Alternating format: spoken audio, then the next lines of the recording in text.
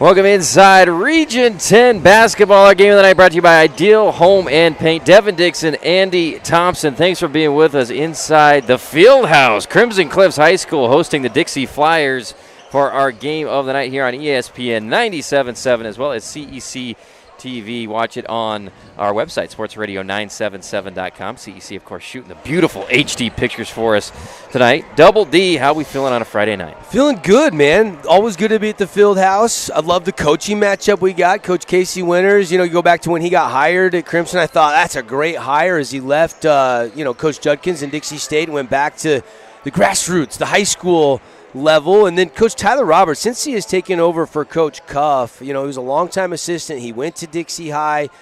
Just two incredible coaches and, big game tonight. I mean, everybody's kind of, looking at Snow Canyon right now 15-0, but you look in region play and Crimson is 3-0. Dixie is 2-1. This is a very meaningful game, and Dixie just barely lost on Wednesday to Snow Canyon. So I think this is going to be a great game tonight. Yeah, Crimson Cliffs comes in 3-0 in region. Dixie 2-1 after that 45-40 loss to Snow Canyon on Wednesday. You're listening to our Interior Design Center pregame show. They make your home, your house feel more like a home. See all their stylish looks on Instagram or visit interiordesignCenter.com.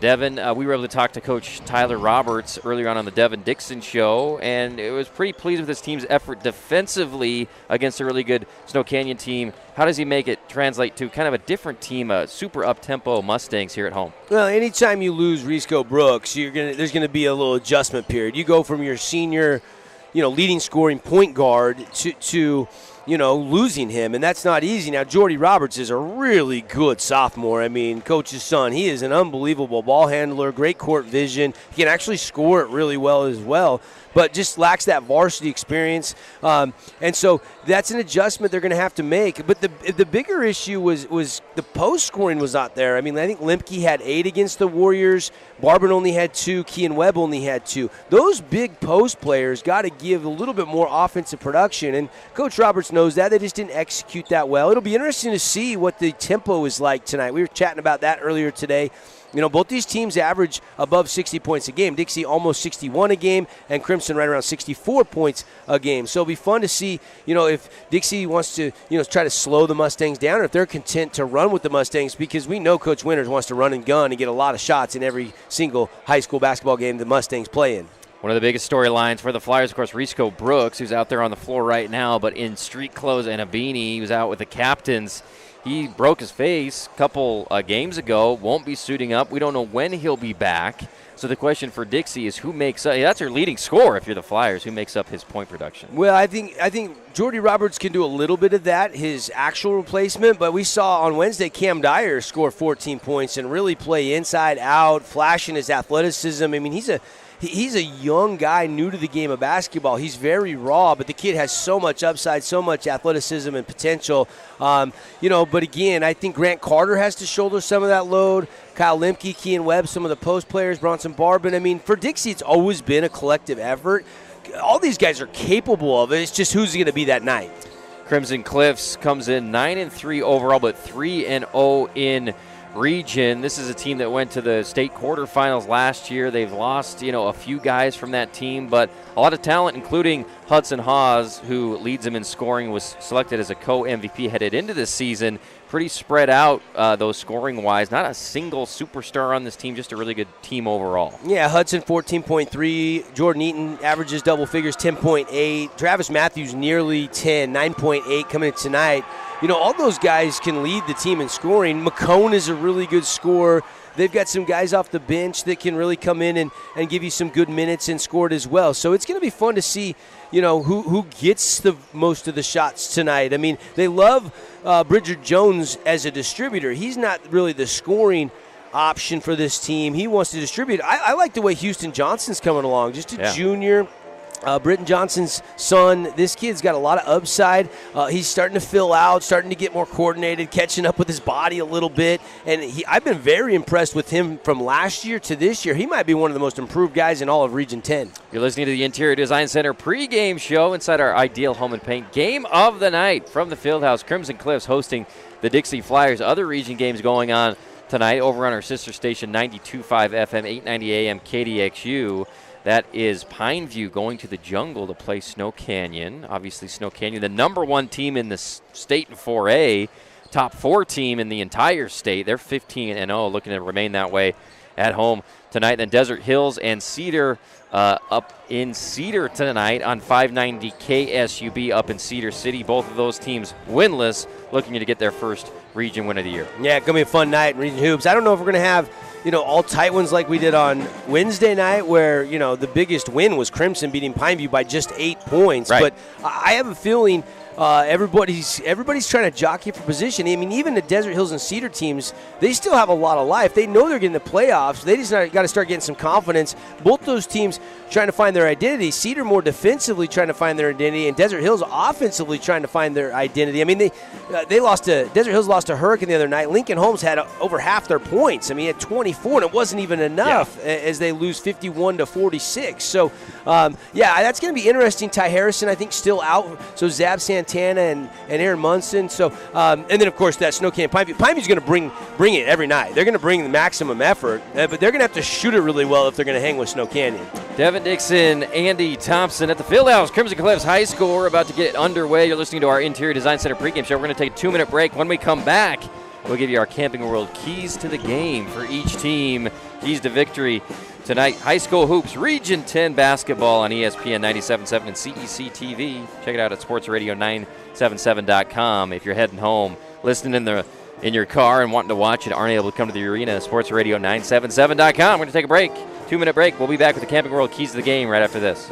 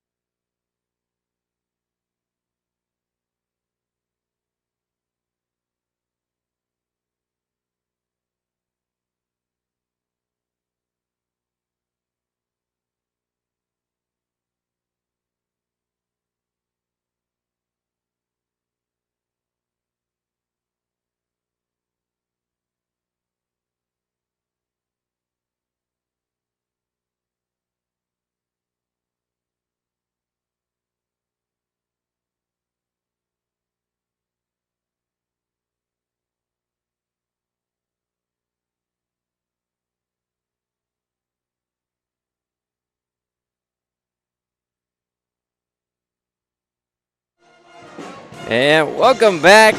Ideal Home and Paint game of the night in Southern Utah, Region 10 basketball. It's the Crimson Cliffs Mustangs. They're 3-0 in region, looking to stay unbeaten versus the Dixie Flyers, #2 team in the RPI. First loss came on Wednesday to the #1 team, Snow Canyon. They're looking to rebound in a big way on the road at the Fieldhouse tonight. Thanks for being with us. Devin Dixon, Andy Thompson. Time now for our Camping World keys to the game. Your 2022 adventures start at Camping World in St. George. Find a huge selection of all top brands, sales, parts, service, and a full retail store. Visit 1500 Hilton Drive or campingworldstjgeorge.com. Let's start with the road team, Devin. Dixie trying to rebound from a loss on Wednesday. Yeah, I mean, this is a team that shoots 49%. So, they've got guys on this team that really can shoot it. So I'm looking at kind of just the field goal percentage. Anytime you're coming off a loss, you're hungry, and just relax. Don't put too much pressure on yourself. Play with intensity. Get to those 50-50 balls. Shoot a good percentage. Why does Dixie shoot such a good percentage? Because they can pound the post. Kyle Limke is shooting 70% this year. So I think They have a little bit of a size advantage over Crimson Cliffs. I mean, Jordan Eaton can play physical, and you've got guys like Johnson inside, but they're not as tall as Lemke and Kean Webb. So I'm looking at the two Dixie bigs, and I'm looking, they got to shoot a good percentage and get some points in the paint tonight. I think Webb and Lemke both should be in double-digit points and rebounds tonight. If they do, that's a key to winning this ball game. And then, I'm looking at Jordan Roberts. I mean, he can't try to be Risco Brooks. He's got to be Jordan Roberts. I want to see him really distribute, score when he needs to, and I want to see how he handles the pace of this game and runs the offense tonight. Those are going to be some things I'll look for from the Flyers. You look at some of the Camping World keys for Crimson. The three-point shot is obviously kind of one of their bread and butter things. Yeah. So can they hit the three tonight? Dixie can try to zone them, but that might leave some open threes. I would expect Dixie would try to play more man-to-man. They'll mix it up tonight, and it'll be interesting to see the chess match between the coaches in that regard. And then I really feel like the bench production for Crimson. This is a team that Brock Felder moved away, and what a sensational season he had last year. And then Phoenix McWillis quit the team. So they've had to go a little bit deeper into the bench. So I want to see this bench in a big-time matchup give Coach Winters some solid minutes and some points off the bench. I think that's going to be another critical component. All right, that's our Camping World keys to the game, and a big one tonight as the high school basketball season just flies by, and we're already a few games into it. And these two teams are two of the tops in Region 10 tonight. Those are your Camping World keys to the game. Hey, Devin, while we're at it, let's do our Intermountain Sports Medicine and Performance Star Watch players from each team. If you want to improve your speed, power, agility, and overall performance, Intermountain Sports Performance has certified trainers and have been helping athletes in Southern Utah for 20 years. Give them a call at 251-2299. Who do you like tonight? That's tough. I mean, for Crimson, I like the way Travis Matthews been playing. I really like Hudson Haas, preseason co-MVP, like you mentioned. But I think tonight, the Star Watch, because of the bigs that we were just talking about and how critical it is, I think Jordan Eaton's the guy for me tonight. Jordan Eaton's got to play big. He's got to rebound big. He's got to score over bigs. I think Jordan Eaton is the guy that really needs to have a great performance if Crimson's going to win this game. So for Crimson, it's Jordan Eaton. I think we choose him as our Intermountain Sports Performance Star Watch athlete. All right, Jordan Eaton for Crimson Cliffs will be our Star Watch player. Dixie, I feel like we picked Bronson Barbin, the whole football season almost, but he's coming off 2 points, and we know he's a winner. And we've seen him score. Remember, towards the second half of last year, he was lighting it up, stretching the floor, hitting three-pointers. He's coming off just 2 points tonight. Flyers need more scoring, and in part from him. So I'm going to go with Bronson Barbin. I think is my guy tonight. I love the way the kid plays no matter what sport he's playing. Absolutely. And two guys, similar builds, the tough guys on the floor tonight for each team. Bronson Barbin, our Star Watch player for Dixie. And for Crimson Cliffs, it's Jordan Eaton. Check out Intermountain Sports Performance at Green Valley at the Nets on Fire complex, building champions on and off the floor. They got amazing stuff over there. Check out Brennan Ames and the crew at Intermountain. You mentioned Nets, one of our sponsors, and then Sports Performance. They got a combo package. So if your parents out there listening, you want to get your kids speed, agility, vertical leap, improve all those things, and then combo that with basketball specific, you can do that. So just check out Intermountain Sports Performance or netsonfire.org. You can get all the details and start training today. I think I see a famous guy over there in the corner here at Crimson Cliffs High School. I got to rub my eyes to see if I'm seeing the right person down there. It is the Interior Design Center pregame show. Thanks for being with us. They make your house feel more like a home. See some of the stylish looks on Instagram. Visit interior-designcenter.com. And, of course, our Ideal Home and Paint game of the night. There's two other games in Region 10 tonight over on our sister station, KDXU. Check out Pineview as they head into the jungle, try to upset the #1 team in 4A, the Snow Canyon Warriors. Then up in Cedar City, the Reds are hosting the Desert Hills Thunder. Both of those teams winless in region play and trying to get their first win of the year. We are live at the Fieldhouse, Crimson Cliffs High School, and we just went through our Camping World keys to the game and more. The crowd is filling out. The atmosphere is always excellent in the Fieldhouse. And even when this team, Devin, was a first-year school, the atmosphere, the student section that first year was one of the tops in the region. And now that they're one of the good teams in the region, you expect it to be even better tonight, especially against a team like Dixie. Yeah, I mean, it's fun. You go to a lot of places around the country, and we're starting to see no fans again in the stands. But high school basketball in the state of Utah, we missed that one spring sports season, but it's great. We see a lot of fans here. The band is jamming. We got the color guard ready to go. The mascot's here. The student sections are filling up. And there's nothing like a little Friday night Region 10 hoops head-to-head. And this is not an old rivalry like a Dixie Cedar or a Pineview Dixie. This is a newer rivalry, but it's a budding rivalry. I remember when Hudson Haas's older brother was playing for the Dixie Flyers, and now here's Hudson starring for Crimson Cliffs. Should be a fun matchup tonight. Quincy Matthews' older brother went to Desert Hills. Quincy and now Trav starring at Crimson Cliffs. So it's fun to see how this Crimson team has become so prominent so quickly.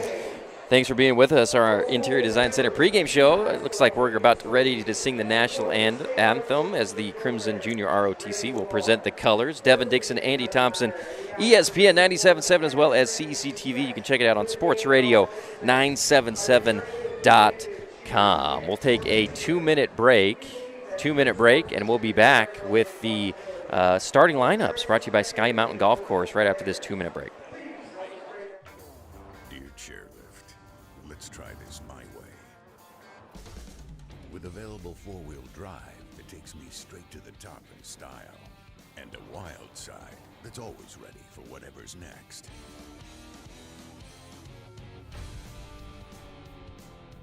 Still want to take the scenic route?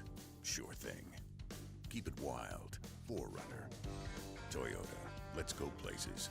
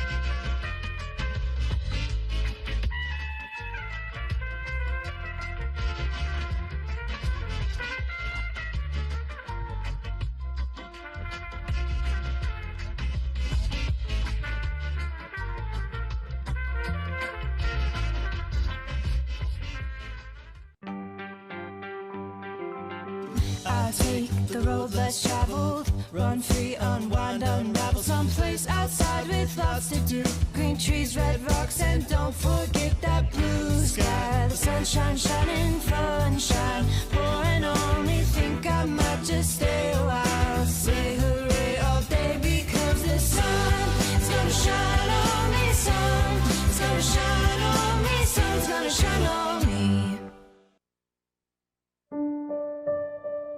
Time apart has taught us. In our social distance, we found space. Space to ponder. Space to connect. Space to imagine. Space to heal. In the emptiness, we found meaning. In silence, we found beauty. In separation, we've discovered there is so much more to find when we find our space. Find your space.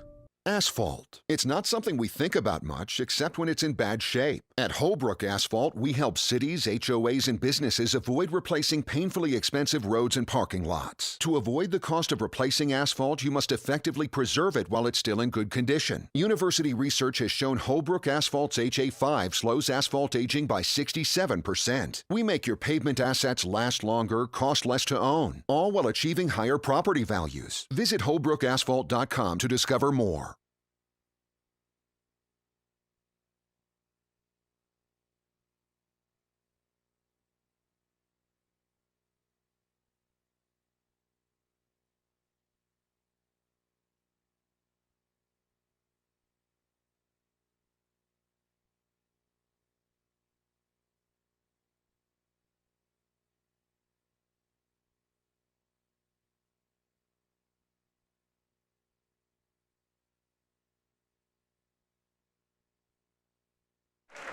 Yes, welcome back. Crimson Cliffs High School, Devin Dixon, Andy Thompson here with you on ESPN 97.7, as well as CEC TV, shooting the pictures for us as the color guard retires the colors after a beautiful rendition of the national anthem. And we're about ready to go for our Sky Mountain starting lineups between Dixie and Crimson Cliffs. Crimson 3-0 in region play. Dixie 2-1, and both have 3 losses overall this year in 2021-22. As looking forward to the coaching matchup as well. Coach Casey Winters and Coach Tyler Roberts, 2 of the most respected coaches in all of Southern Utah. Pretty good crowd as it continues to fill in here at the field house. Yeah, no question. I mean, there's. I think people are waiting for the anthems. You got a lot of people coming in. It's going to be almost a sellout, AT. Time now for our Sky Mountain Golf Course starting lineups. Hit it to the sky at the beautiful Sky Mountain Golf Course in Hurricane. Scheduled tee time at 435-635-7888.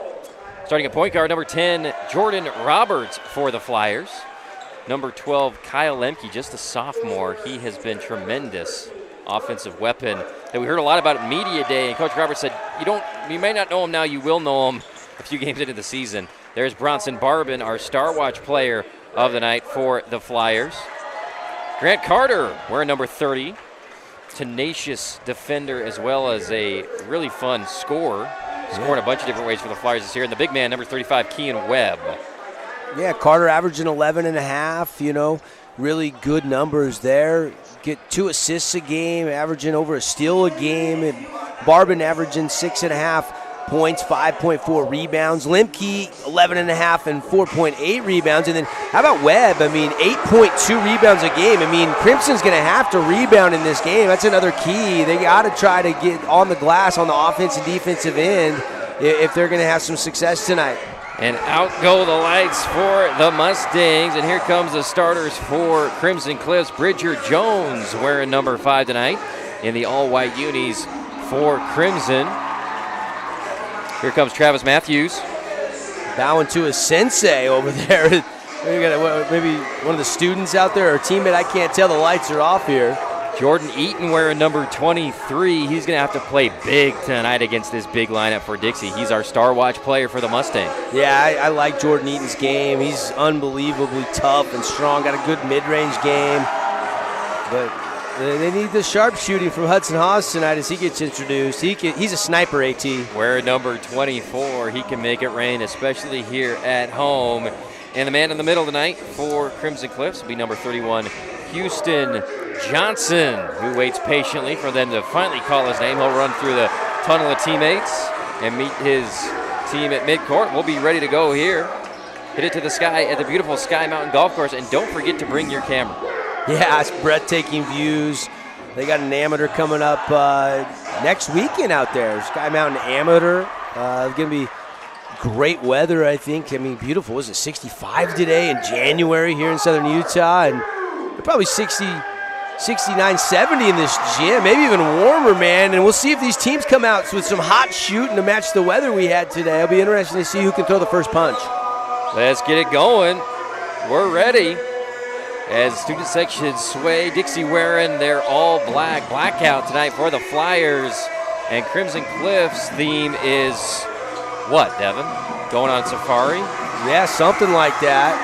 Yeah, you got to love the student bodies in Region 10, huh? They bring it. Maverick the Mustang getting it going. Tip-off is won by Kean Webb. He tips it back to Jordy Roberts, who collects it and crosses half court. He's guarded by Hudson Haas, top of the key. Gets it over to Barbin. Barbin gets a half screen from Kean Webb. Drives in, gets the ball grabbed by Jordan Eaton, but they're going to call a foul and a reach-in on Eaton. Foul number 1. That looked pretty clean to me, AT. Yeah. I mean, it looked like his hand was right on top of that ball, but anytime you reach, you do draw attention and sometimes draw the whistle. Inbound pass. It's over to Lemke. He gets it to Carter, then rolls. Carter instead pitches it outside. Here's Barbin, crosses over left. He's guarded by Matthews. That's a good matchup. Roberts gets the ball, goes middle of the key, gets it to Webb. Back to Barbin. He's guarded tightly, and we're going to have a travel on a pivot on Barbin. Turnover, goes to the Mustangs. Yeah, and Jordan Eaton's a very physical player, though. I'm not worried about the travel by Barbin. I'd be more worried about that quick foul that Jordan Eaton got. Hudson Haas brings it up for the Mustangs. Handoff, Matthews gets to the elbow and kicks it to Eaton. He's going to get to the elbow, shoot it. That's his spot. He misses it, though. Jones gets the rebound and saves the possession for Crimson Cliffs. They'll get an extra attempt here. Haas drives into traffic, puts it up off the glass, too strong, bounces around, rebounded by Lemke. Gets it up to Carter. Carter's going to push it ahead to Keenan Webb. Nobody's on him. Webb goes up, two-handed flush. Yeah, you know, Keenan Webb runs the floor. He's so unselfish, but when you're that close, you get a nice feed. You throw it down with two hands. 2-zip early in this one for the Flyers. Matthews going to drive right by Barbin, goes baseline, kicks it to Eaton, who drives and then kicks it back out. Jones will reset things, gets it over to Houston Johnson, who takes three, misses it short, rebounded by Webb, and here comes Roberts. He flings it ahead to Lemke, high. Lemke collects it, puts up the layup. Great job going up and get that one. Kyle Lemke for two. Yeah, and what have the Dixie Flyers got? 2 buckets, both points in the paint from their 2 bigs. Just what we were talking about for them to get on track. Haas drives, gets it to the corner, gets out to Eaton. Eaton hands it off, then screens for Haas. Spins around, back to Eaton.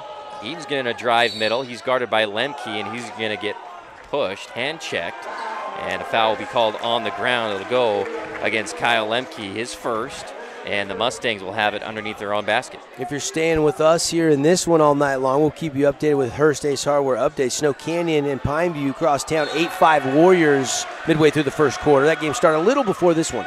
Inbound pass deflected by Lemke, goes out of bounds, and Hudson Haas will try again on the inbounds play. Thanks for being with us. Our Ideal Home and Paint game of the night here at Crimson Cliffs High School. Jones kicks it out to Matthews. 4-zip Dixie on our We Win Injury Loss scoreboard early in the first quarter. Matthews gets it to Eaton. He's at the free throw line. Gets it to Haas. As Roberts steps out. Back to Eaton from the elbow. His money spot. He drills it. Yeah, that mid-range J, that's huge. Got to knock that down. And Eaton does. 4-2. Dixie with the ball in the lead. As Jones hounds Carter on the outside, and then Barbin throws it away. And it'll go to Crimson Cliffs. Yeah, uncharacteristic. Just a little miscommunication. Like I said, the pregame, you know, with Risco Brooks out, it's going to take a little bit of game playing time together with this starting unit to really get cohesive. Dixie in their man-to-man look, gets it over to Matthews. And he's going to get swatted by Lemke, but it gets right into the hands of Houston Johnson. To Bridger Jones. Back to Eaton. Eaton's going to step, take a long jump shot again, misses it just a little bit short. Good defense by Barbin, rebounded by Webb, and here comes Roberts. He throws it ahead to Lemke, dunks it. What an outlet pass. How good has Roberts been finding guys down the court, and they're going to be a timeout on the floor by Crimson Cliff. Yeah, I liked it. Key and Webb got it to the point guard quickly, and then boom, a second dunk. Yeah, two of the dunks out of their 3 field goals. Love that from the young sophomore. Lemke rising high as you see a replay by our CEC TV crew. And just a 30-second timeout. Timeouts. Yeah, brought to you by the Scott Gibson team at Intercap Lending. They've been our timeout sponsor all season long. Scott Gibson team, they don't mask their rates or their fees. See how much you can save with the Scott Gibson team. Give them a call or text at 435-619-8080. Well, how about the Flyers, Devin? Deadly in transition early in this one and a couple of dunks. Yeah, I mean, you know, that's what I was wondering. Like, will the tempo be up, in your face, run and gun? And so far, Dixie's looks like they want to go and play fast-paced. I like that. Crimson Cliffs with the ball, trying to calm down the Dixie student section after an exciting start to the game for the Flyers. Matthews hands it to Eaton. He drives middle and kicks it back out to Jones. He's guarded by Roberts. Jones hands it off to Matthews. He drives middle, kicks it to Johnson. Johnson going to shoot a team D3, rims out. Ball fought for, tipped out of bounds by Jones. And it'll go to the Dixie Flyers. 4:54 on our Nets on Fire clock here in the first quarter. Devin Dixon and Andy Thompson, thanks for being with us. Ball inbounded to Roberts. 3/4 court pressure shown by the Mustangs. And Carter and Roberts in tandem will break the press. Crosses the timeline, gets it to Barbin. Barbin kicks it back out to Roberts to Carter. Lemke trying to post up on Matthews down on that right block. Good positioning there in denial by Matthews, but this time spins him, and Lemke gets the ball down low, but misses the layup, rebounded by Haas. Oh, everything was perfectly executed, just didn't make that little chip shot. Johnson at the free throw line. We got a whistle and a foul away from the ball. It'll go against Dixie. And I like how Dixie uses Webb out top. I mean, at 6'10", nobody's going to deflect that pass. Yeah. And when he feathers that in so nicely to Lemke, that's precision. Foul goes against Carter. Hudson Haas. Corner three, drills the team D3. Hudson Haas. Yeah, really big for him to get off to a hot start tonight. Nice little corner pocket, team D3. Carter on the wing. They rotated around to Webb. Back to Carter, top of the key. He's left wide open, and he knocks down a team D3. Yeah, that's big match. I mean, Grant Carter Jr. is not intimidated by anybody. Eaton going to bring it down and drop it off to Jones. Houston Johnson posting up against Lemke. He spins around, kicks it out, and Eaton's going to go right at Keenan Webb with the left hand. He puts it up off the window, good, and one. Yeah, that's why I picked him as our Intermountain Sports Performance Star Watch player. Plays like that, get Webb to suck out just a little bit, use your speed, and then you look how far out he puts it in the left hand, softly off the glass. And nice play by Jordan Eaton. Chance for the old-fashioned three-point play. He goes to the fabulous Freddy's free throw line. Fuel it up, wash it down, and save it. 2 fabulous Freddy's locations, and he makes the free throw. Cam Dyer checked in. He led the Flyers in that 5-point loss to Snow Canyon on Wednesday with 14 points. 9-8 on our We Win Injury Loss scoreboard. Dixie with the lead here in the first quarter. Ball goes down to Lemke. He kicks it back out to Roberts. Roberts is going to drive into the paint, kick it out to Barbin, who's got an open team D3, misses it, rebounded by Johnson. Yeah, big Red Rock Real Estate rebound. Johnson there. Especially with Lemke and Dyer, those guys can really leap it. Haas, heat check, 3, top of the key, knocks it down. Wow, threes are starting to fall here in the field house. Wow. 11-9, Crimson retakes the lead here at home. Carter to Barbin to Dyer, who's in the game for the first time for the Flyers. Hands it back to Carter. Carter going to drive to the free throw line and then back it back out. He's guarded by Eaton. Gets it to Roberts. Roberts, nice inside-out dribble to create space, then passes it to Barbin. Good recovery defense by the Mustangs. Roberts spins around, gets it to Dyer. Dyer going to drive, and then loses the ball. It goes out of bounds, and the refs are going to say, Yeah, he touched it last. Barbin started to cut down to the corner, and Dyer had already started the motion of the pass, and he couldn't stop. He saw he was gone, and he tried to stop, but it slipped out of his hand and just slowly rolled out of bounds. Here's third turnover on the Flyers so far in this first quarter. Jaden Jensen in the game for the first time, running the backup point guard, as well as McCone, who's posting up on Barbin down low. McCone gets the ball, takes a dribble in, spins around, baby hook, misses it. Off the rim, rebounded by Lemke. I think McCone was surprised that Barbin wasn't as close and kind of just double clutched that a little bit, then flipped it up. Had he been fluid the whole time, I think he would have made it. Roberts guarded by Jensen. He hands it off to Carter, and Carter will get Barbin. See if they want to get it down to Lemke again. He's guarded down low by McCone this time. No, Carter's going to drive, and he'll be fouled as he flies towards the rim. Yeah, Bridger Jones trying to stay stride for stride with Grant Carter, who's got an elusive, quick first step as he puts it on that bounce, little hesitation move, and just a little left hand on the low back, I think, is what the officials saw. Not a lot, but enough to draw the whistle. Few Team D3s have gone in tonight already for both teams as Carter knocks down the first fabulous Freddy's free throw. Yeah, I mean, 2 teams that come in shooting 49 and 50% respectively from the field on the season, so hopefully we'll get our Holbrook Asphalt Big Score dessert tonight. We just need over 55 points from either team. Everybody go to Yogurtland for 5 ounces free yogurt tonight after the game. Knotted up at 11 here with 2 minutes to go in the first quarter on our Nets on Fire scoreboard. Shot goes up and misses it. Rebounded by Dixie. You're going to throw it ahead to Lemke. Just overthrow him in the back of the end zone. It'll go out of bounds. And Crimson Cliffs will take over. And I'm trying to make out what they're saying. I never can.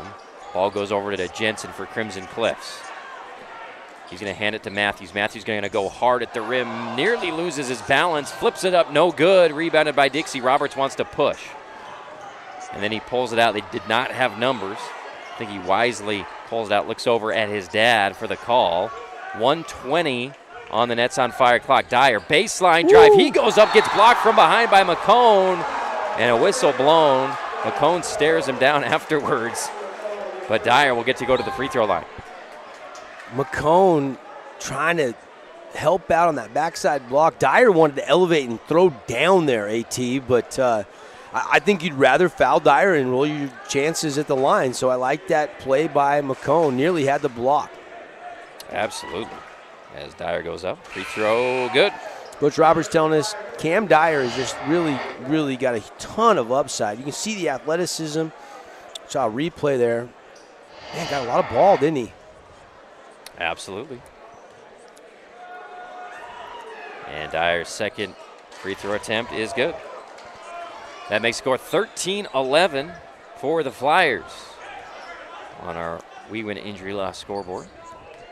Here with about a minute 10 left in the first quarter.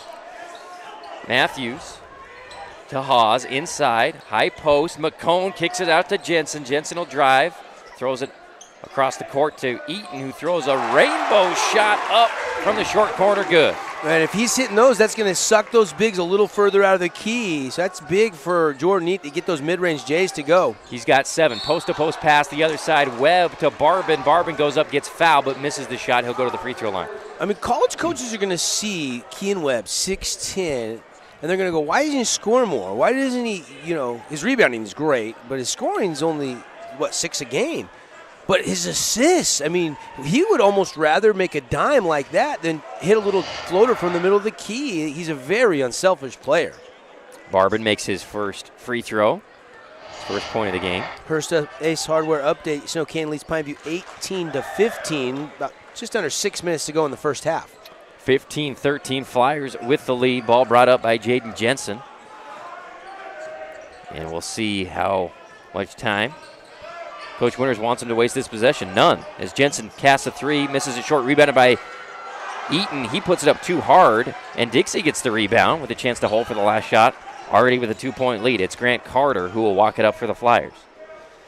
He gets it over to Roberts with 18 seconds. And to Barbin. And they'll go 4 corners here until they decide to make a move. They get it to Carter. He'll be the guy. 8 seconds.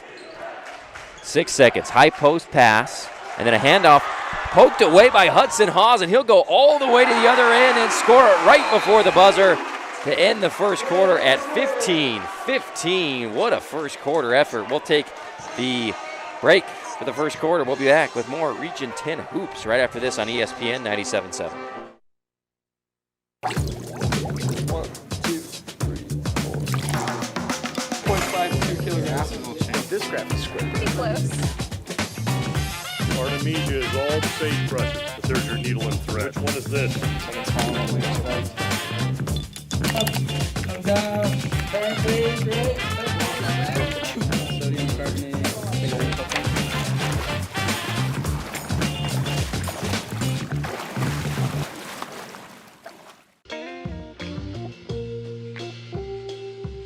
There's so many rewards in life. You coming into our home was one of the greatest rewards we could have ever had.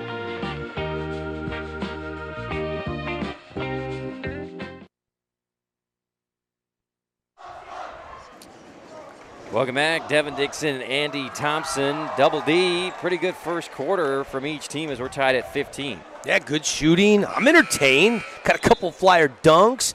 Nice little fast break points there by the Mustangs. It looked like nobody was sure who wanted to shoot that. They were trying to get it to Jordy, then they got it to Kean, and then Carter, and it was like, I think somebody needed to want that final shot, and that allowed, Hawes to get the thievery and then go lay it in with just tenths of a second on the clock as the first quarter expired, and gives the Mustangs a little momentum at home going into the second. Hawes drives. First possession of the second quarter. Misses the layup, but gets fouled. And the backboard, I think, was smacked.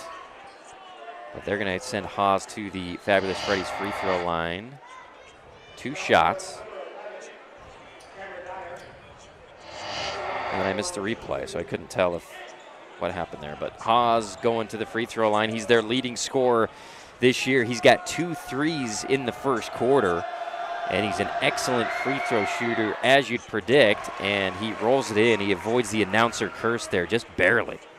But he did get that one to go down. As He's got 9 points now to lead Crimson. Now he's got 10. 17-15, Mustangs lead the Flyers here early in the second quarter as Roberts throws it over to Carter. Spreading the floor out are the Flyers as usual. Dyer. Without Lemke in there, there's really not a post player that they work the offense through as Barbin works the high post and Kean Webb down on the block. Carter to Roberts. Back to Carter. Crimson Cliffs is in that zone look, but Carter just shoots right over it, knocks down another Team D3. Yeah, his second triple of this game, and that one from deep, man. He hit that one from down by Flood Street over here at the field house. 8 points for Carter already. Eaton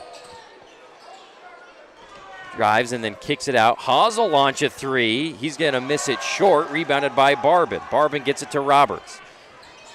Roberts throws it ahead to Carter, back to Roberts. He'll get a screen from Barbin, drives to the elbow, and then reverses field and comes back outside. Barbin right wing, hounded by Jones to Webb. 6:40 here in the second quarter on our Nets on Fire clock. Here's Carter. He'll drive. He throws it out to Dyer. Dyer catches it, nearly loses it. He throws it back out to Carter. Long possession for the Flyers. Roberts, double teamed. Yeah, you like the patience. Try to make that defense work as long as they can. Roberts shoots and airballs a long jumper. Rebounded by Barbin, kicks it out to Dyer, and Dyer puts it down, Devin. Huge Team D3 by Dyer, and what a great offensive rebound.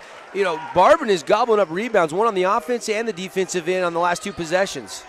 Jones triple threat and then drives floater up, misses it, tries to get his own rebound, but no. Barbin gets it but steps out of bounds on the attempted rebound, and Crimson Cliffs will get it back. And nearly another rebound. I mean, his foot was just not quite sideways with the baseline as a toe just caught him across, and I saw that, it just as did the baseline official. That's the right call.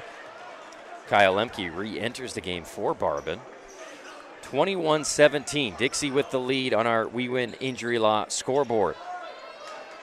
Roberts back in the game for Crimson, gets it to Jones. 4 out, 1 in. The 1 in is Johnson. Now he goes high post. Haas over to Jones. They flip it back over to Haas. He's got a step on Lemke. He floats it up, misses it over Kean Webb, rebounded by Dyer. Dyer's going to push. He's got Lemke running the floor as usual. One-handed flush this time, Kyle Lemke. Yeah, this is transition D has not been excellent so far for Coach Winters and the Mustangs. That's the third dunk. It's just a boom, boom pass, and now Dyer with the steal. And he's going to go all the way. He's going to rise up. He'll be fouled by Jensen. He lands hard and awkwardly, but hops right back up, and he'll go for free throws. Dixie's been excellent completing passes down the floor for easy attempts at the bucket. Jensen, a senior, I mean, he's hustling back. He's playing the ball, saying, I'll earn it from the line. Jaden Jensen. Only averaging 4.2 points a game. But I love the hustle. Nothing free in a Region 10 showdown. 23-17, Dixie with the lead. Dyer trying to extend that at the Fabulous Freddy's free throw line. He puts it up, misses the first one. Did they call that intentional?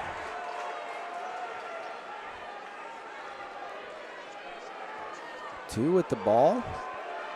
Did you think that? I didn't.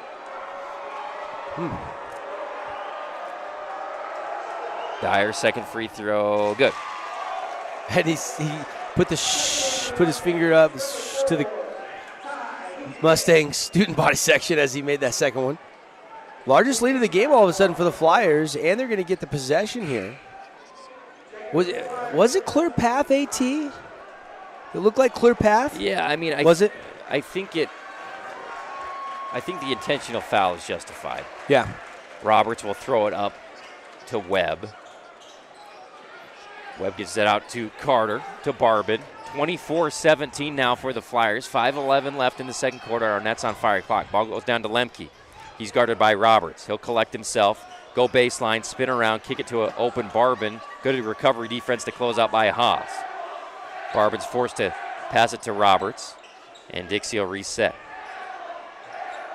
Ball goes to Barbin. He's guarded by Haas once again.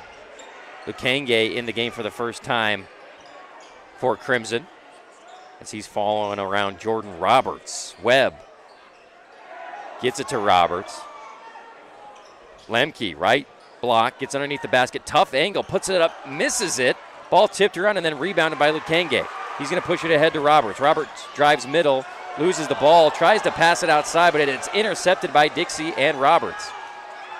Roberts survives a reach in there by Matthews.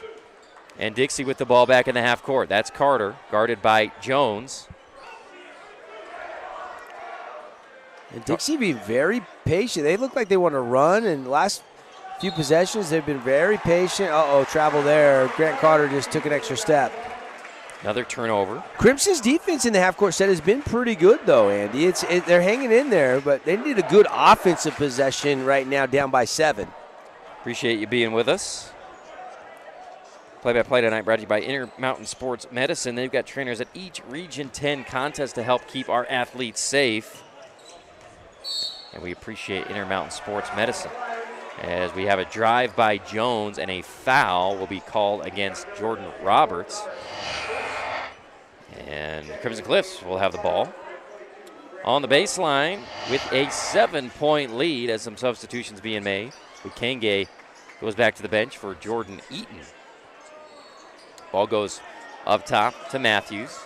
Matthews trying to get it back to Hudson Hawes in the corner, but the ball is knocked out of bounds by the scrappy Jordan Roberts. Only less than 30 seconds left in the Snow Canyon Pineview game. Pineview leading or trailing by 3. Snow Canyon up by 3. That's a tight one over there at the Jungle tonight, AT.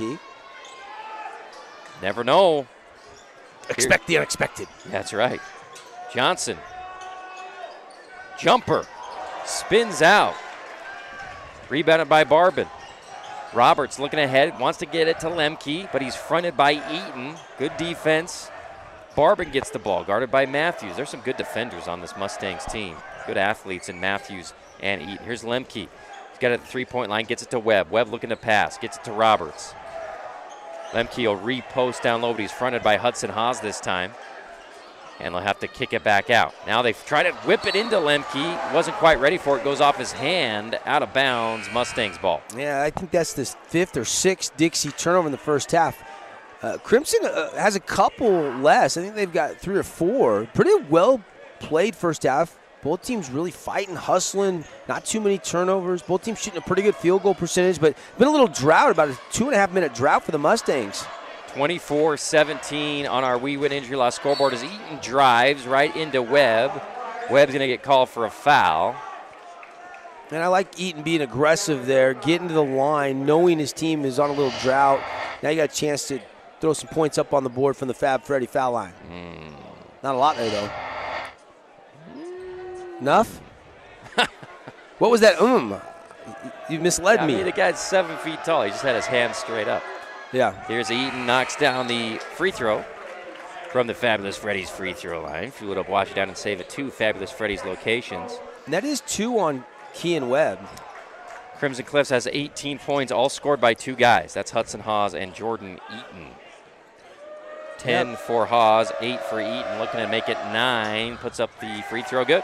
Yeah, but McCone and Matthews really haven't had a lot of looks. I think Matthews is 0 for 1 and McCone's 0 for 1. They haven't had that many opportunities so far.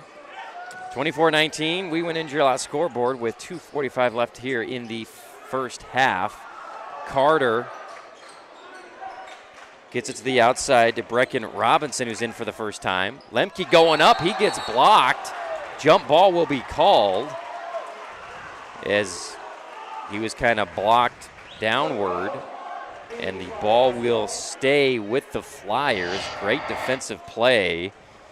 As we see on the replay here by our TV audience, McCone just jumps up, grabs it with both hands, and forces the jump ball call. Jump ball is brought to you by our friends at Simply Wisdom Teeth. Check out simplywisdomteeth.com.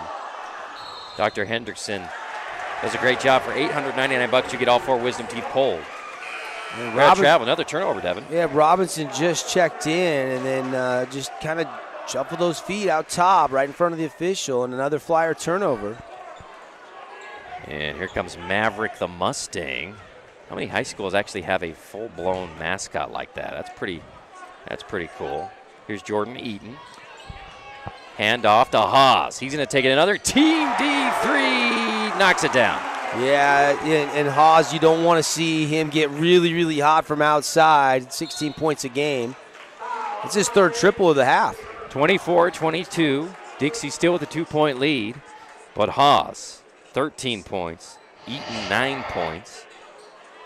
Dixie's got 5 guys who have scored for them. They're led by Grant Carter, who has 8. Dixie with the ball. Here's Roberts to Dyer. Barbin looking for Lemke down low, clears it, and then throws it back to Roberts. Dyer. Lemke just keeps posted up there. He's up against McCone. Dyer going to drive, puts up a crazy reverse shot. Unbelievable spin off the glass for 2 points. Amazing. Love it. Using that bank. Geometry, AT. I was never good at that. Here's Matthews, kicks it out to McCone, who gets the ball knocked away, but then a foul will be called on Dyer. That was one of the best layups I've seen this year. As the ball got knocked away from McCone, and he'll go to the free throw line as they are in the bonus. Fabulous Freddie's free throw line. He misses it. Rebound fought for, and then grabbed by Lemke, and then McCone is going to get called on a reach-in foul, and that means that Dixie gets to go to the free throw line. Yeah, Coach Winters, you don't want that foul there. I mean, you're fighting for a rebound. Once they've secured it, you just get back, play D. Now you got a chance. The clock stopped here for Lemke to, take advantage from the free throw line. Kyle Lemke with 6 points on the night. You mentioned 70% from the floor, from the free throw line this year. Just 13 out of 25, 52%. Takes his first one. Yeah. 27-22 now for the Flyers. 1:34 in the first half left on our Nets on Fire clock as Lemke knocks them both down. That's what I get for bringing up shooting percentage. Kyle's like, I got the sweet spot from the free throw line. And here's Crimson. Bridger Jones crosses half court. Gets it over to Haas. Haas wants a little ISO. Crossover. Goes hard left. Throws it up. And it's blocked by Lemke and then rebounded by Roberts. Roberts will drive. He'll get fouled by Haas, who may try to force it a little bit there, Dev. I mean, Yeah, I mean, it's tough going against them, the bigs down there. We saw Eaton go extend it way out and get a lay-in earlier in this half, but that time Haas, just trying to kind of go in and, the size of Lemke, go about 6'8", only a sophomore, folks. And then, maybe a frustration foul. You don't want to do that because now the clock stops again and Roberts connects on the first free throw and Dixie can try to, build on this lead. Second one good as well. Roberts makes it a 30-22 game for the Flyers, 1:11 here in the first half. And all of a sudden, that's the largest of the half. It was 7. Now they lead by 8. Roberts drives middle, kicks it open. Bridger Jones, Team D3 good. The three has really been huge for Crimson to keep this interesting in this first half. Make sure they're within striking distance going into the break. First player to score outside of Haas or Eaton for the Mustangs is Bridger Jones, and he hits a big 3. Cut it to a 5-point game. Barbin.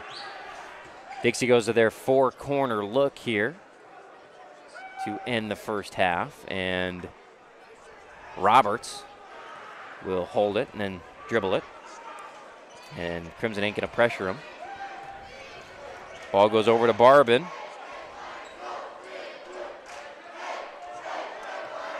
To Roberts, volleyball line, gets it to Dyer, and we're at 17 seconds. Yeah, who wants this final shot? Ball snuck into Barbin.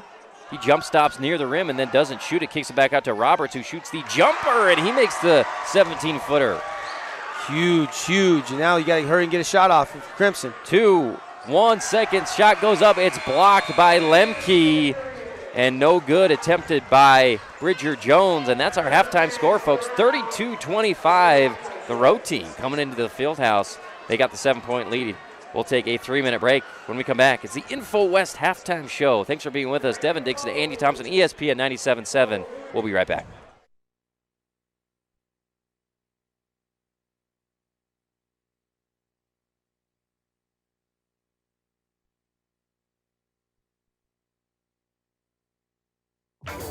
Dear Chairlift, let's try this my way. With available four-wheel drive that takes me straight to the top in style, and a wild side that's always ready for whatever's next.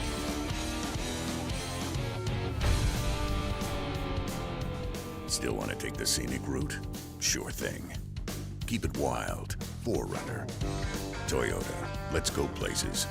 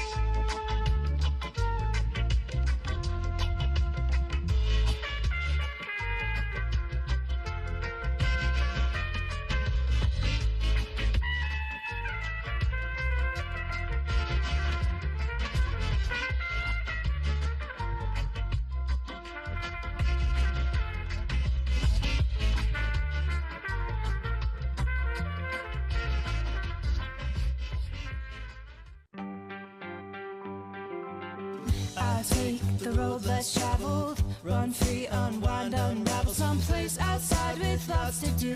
Green trees, red rocks, and don't forget that blue sky. The sunshine shining, sunshine pouring on me. Think I might just stay a while. Say hooray all day because the sun is gonna shine on me. Sun is gonna shine on me. Sun's gonna shine on me. Time apart has taught us. In our social distance, we found space. Space to ponder. Space to connect. Space to imagine. Space to heal. In the emptiness, we found meaning. In silence, we found beauty. In separation, we've discovered there is so much more to find when we find our space. Find your space. Asphalt. It's not something we think about much except when it's in bad shape. At Holbrook Asphalt, we help cities, HOAs, and businesses avoid replacing painfully expensive roads and parking lots. To avoid the cost of replacing asphalt, you must effectively preserve it while it's still in good condition. University research has shown Holbrook Asphalt's HA5 slows asphalt aging by 67%. We make your pavement assets last longer, cost less to own, all while achieving higher property values. Visit holbrookasphalt.com to discover more.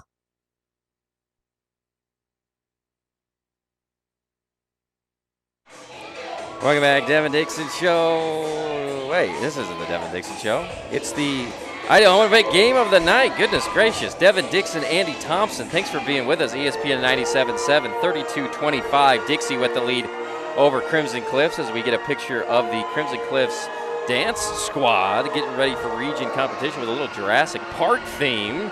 Yeah, this is their show routine, and the region drill championships are next Wednesday up in Cedar City. Going to be really interesting to see how that all shakes out. And then states that first weekend of February. And I'm telling you, drill competition in Region 10 is just as tight as the basketball action, Andy. Expect the unexpected indeed. It's the InfoWest Halftime Show for the fastest internet in southern Utah and a local support team you can trust, the internet people at InfoWest. Go to InfoWest.com to sign up today. Well, let's take a peek at some of our first half highlights. It was an exciting one here at the Fieldhouse. Up-tempo as we see Kean Webb with the two-handed jam. Ooh, love that.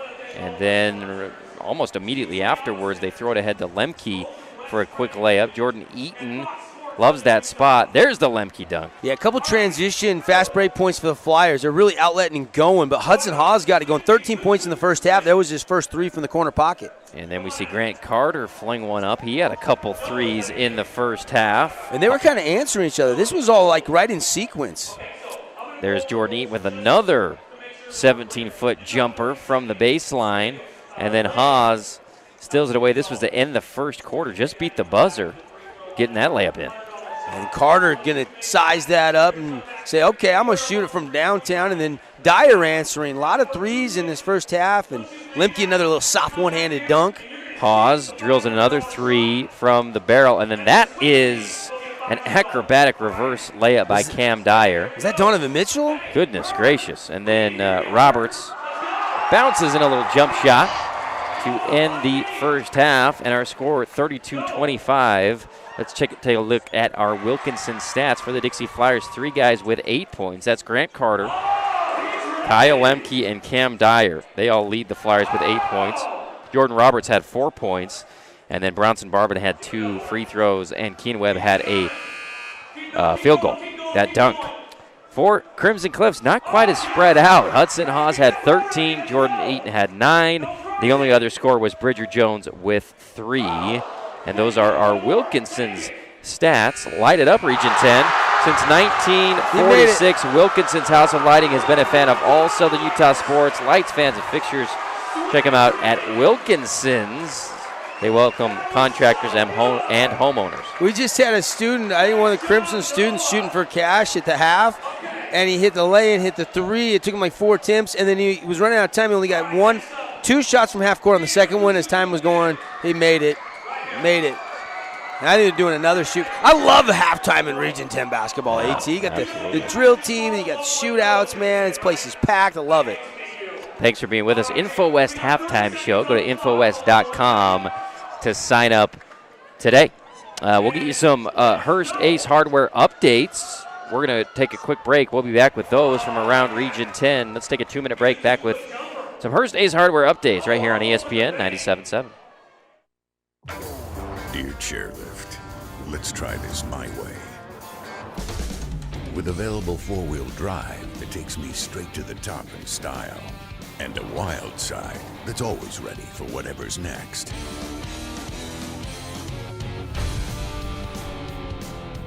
Still want to take the scenic route? Sure thing. Keep it wild. 4Runner. Toyota. Let's go places.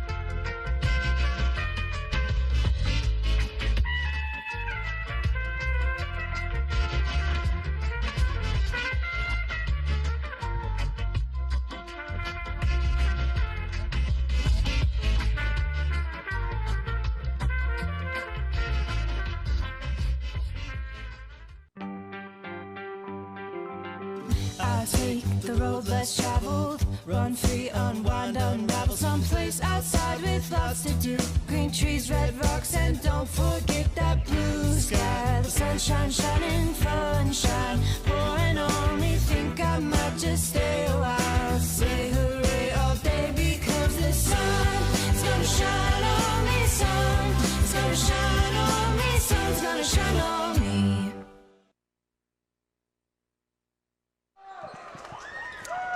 Welcome back. InfoWest Halftime Show. We're just a few minutes away from getting going here in the second half. Dixie leads 32-25 over Crimson Cliffs. Appreciate you being with us. Time now for some Hearst Ace Hardware updates. Double D, let's go around Region 10. How are we looking? Yeah, looking like a lot of good games, and appreciate all our great sponsors. Hearst Ace Hardware, our score update sponsor, and love our friends at Camping World St. George. Get on over there for a huge selection of travel trailers and RVs and full retail store. Make sure you take a treat to Robert and the gang over there. They like treats right around lunchtime. Pretty good one up in Cedar City right now, AT. Cedar leading Desert Hills. It's at the half, and it's 33-25. So Cedar up by 8. They're starting the second half right now, and Pineview's only trailing Snow Canyon by 3, 25-22. So we keep you posted on that one as well. So we weren't sure if we'd have 3 close ones tonight. Looks like we could be shaking it up for some close finishes because it's only 7 points here at the half with Dixie on top of Crimson. And a fun first half. Of course, Dixie with the 7-point lead. Let's talk halftime adjustments with the team that's down. Crimson Cliffs, Coach Winters. What's the focus in the second half? Something needs to change if they want to get back in this game. Well, I mean, you got to be worried about transition defense a little bit. You saw the highlights for our television and audience on sportsradio977.com. A lot of dunks, a lot of quick outlet passes. I thought their half-court defense was really pretty strong. Yeah. And then, I think you got to get some more equal contributions from some of your other guys. I mean, you don't want just 3 guys to score all night. You need Travis Matthews and Houston Johnson and McCone to get going a little bit. Don't need them to all go crazy, but if you get a couple buckets each, that would be real helpful. But, Hudson Haas and Jordan Eaton have been carrying the load. As for Dixie, you got to worry about the turnovers a little bit. They had some very uncharacteristic turnovers. When you're trying to take the air of the ball and run your stuff and wait for the best shot, though, every once in a while you're going to have a turnover. I thought they were very patient that first half, which is a good thing. And then we saw some athletic plays at the rim from the Flyers and a lot of points in the paint. But then you mix that in with a couple threes. Dyer hit 1, Grant Carter hit 2. So Dixie, they want to go inside first, but not scared to go outside and hit the threes as well. A lot of threes hit in this first half. All right, thanks for listening to our InfoWest halftime show, the fastest internet in Southern Utah, and the internet pioneers in Southern Utah. They got a local support team that you can trust. So trust the internet people at InfoWest. Go to InfoWest.com to sign up today. Also appreciate Wilkinson's helping us bring you the stats tonight from the Fieldhouse. And, of course, Hearst Ace Hardware. Yeah, let's go. I mean, who wants to throw the first punch? Dixie did. They got, 4-0 start, but Crimson was able to answer, cut that lead down to 1 after they were down 7. Then they stretched it back out to 8, and then ended up being 7 at the half. But neither team has had a double-digit lead. Crimson only led briefly early. I think it was 6-4 after a couple of threes. But, this is a game that's in reach. I mean, I'm watching Coach Winters. He's coaching them on the huddle. I'm looking at Coach Roberts, all eyes on him, putting a 1-up, ready to go. This is going to be a fun second half. Big-time game tonight. Here we go. We're ready for the second half as the PA announcer revs things up for the home faithful here at Crimson Cliffs High School. Almost a capacity crowd as both student sections did an excellent job in that first half. Ball will be inbounded from Jones to Haas, who was the leading scorer in that first half for the Mustangs. He's got 13 points. Haas drives, tries to get it inside to Johnson. Johnson gets it poked away. He goes to the ground, gets the ball back, but we're going to get a timeout immediately by Coach Winters once the ball was lost, and it'll be a 30-second timeout. We'll keep it right here.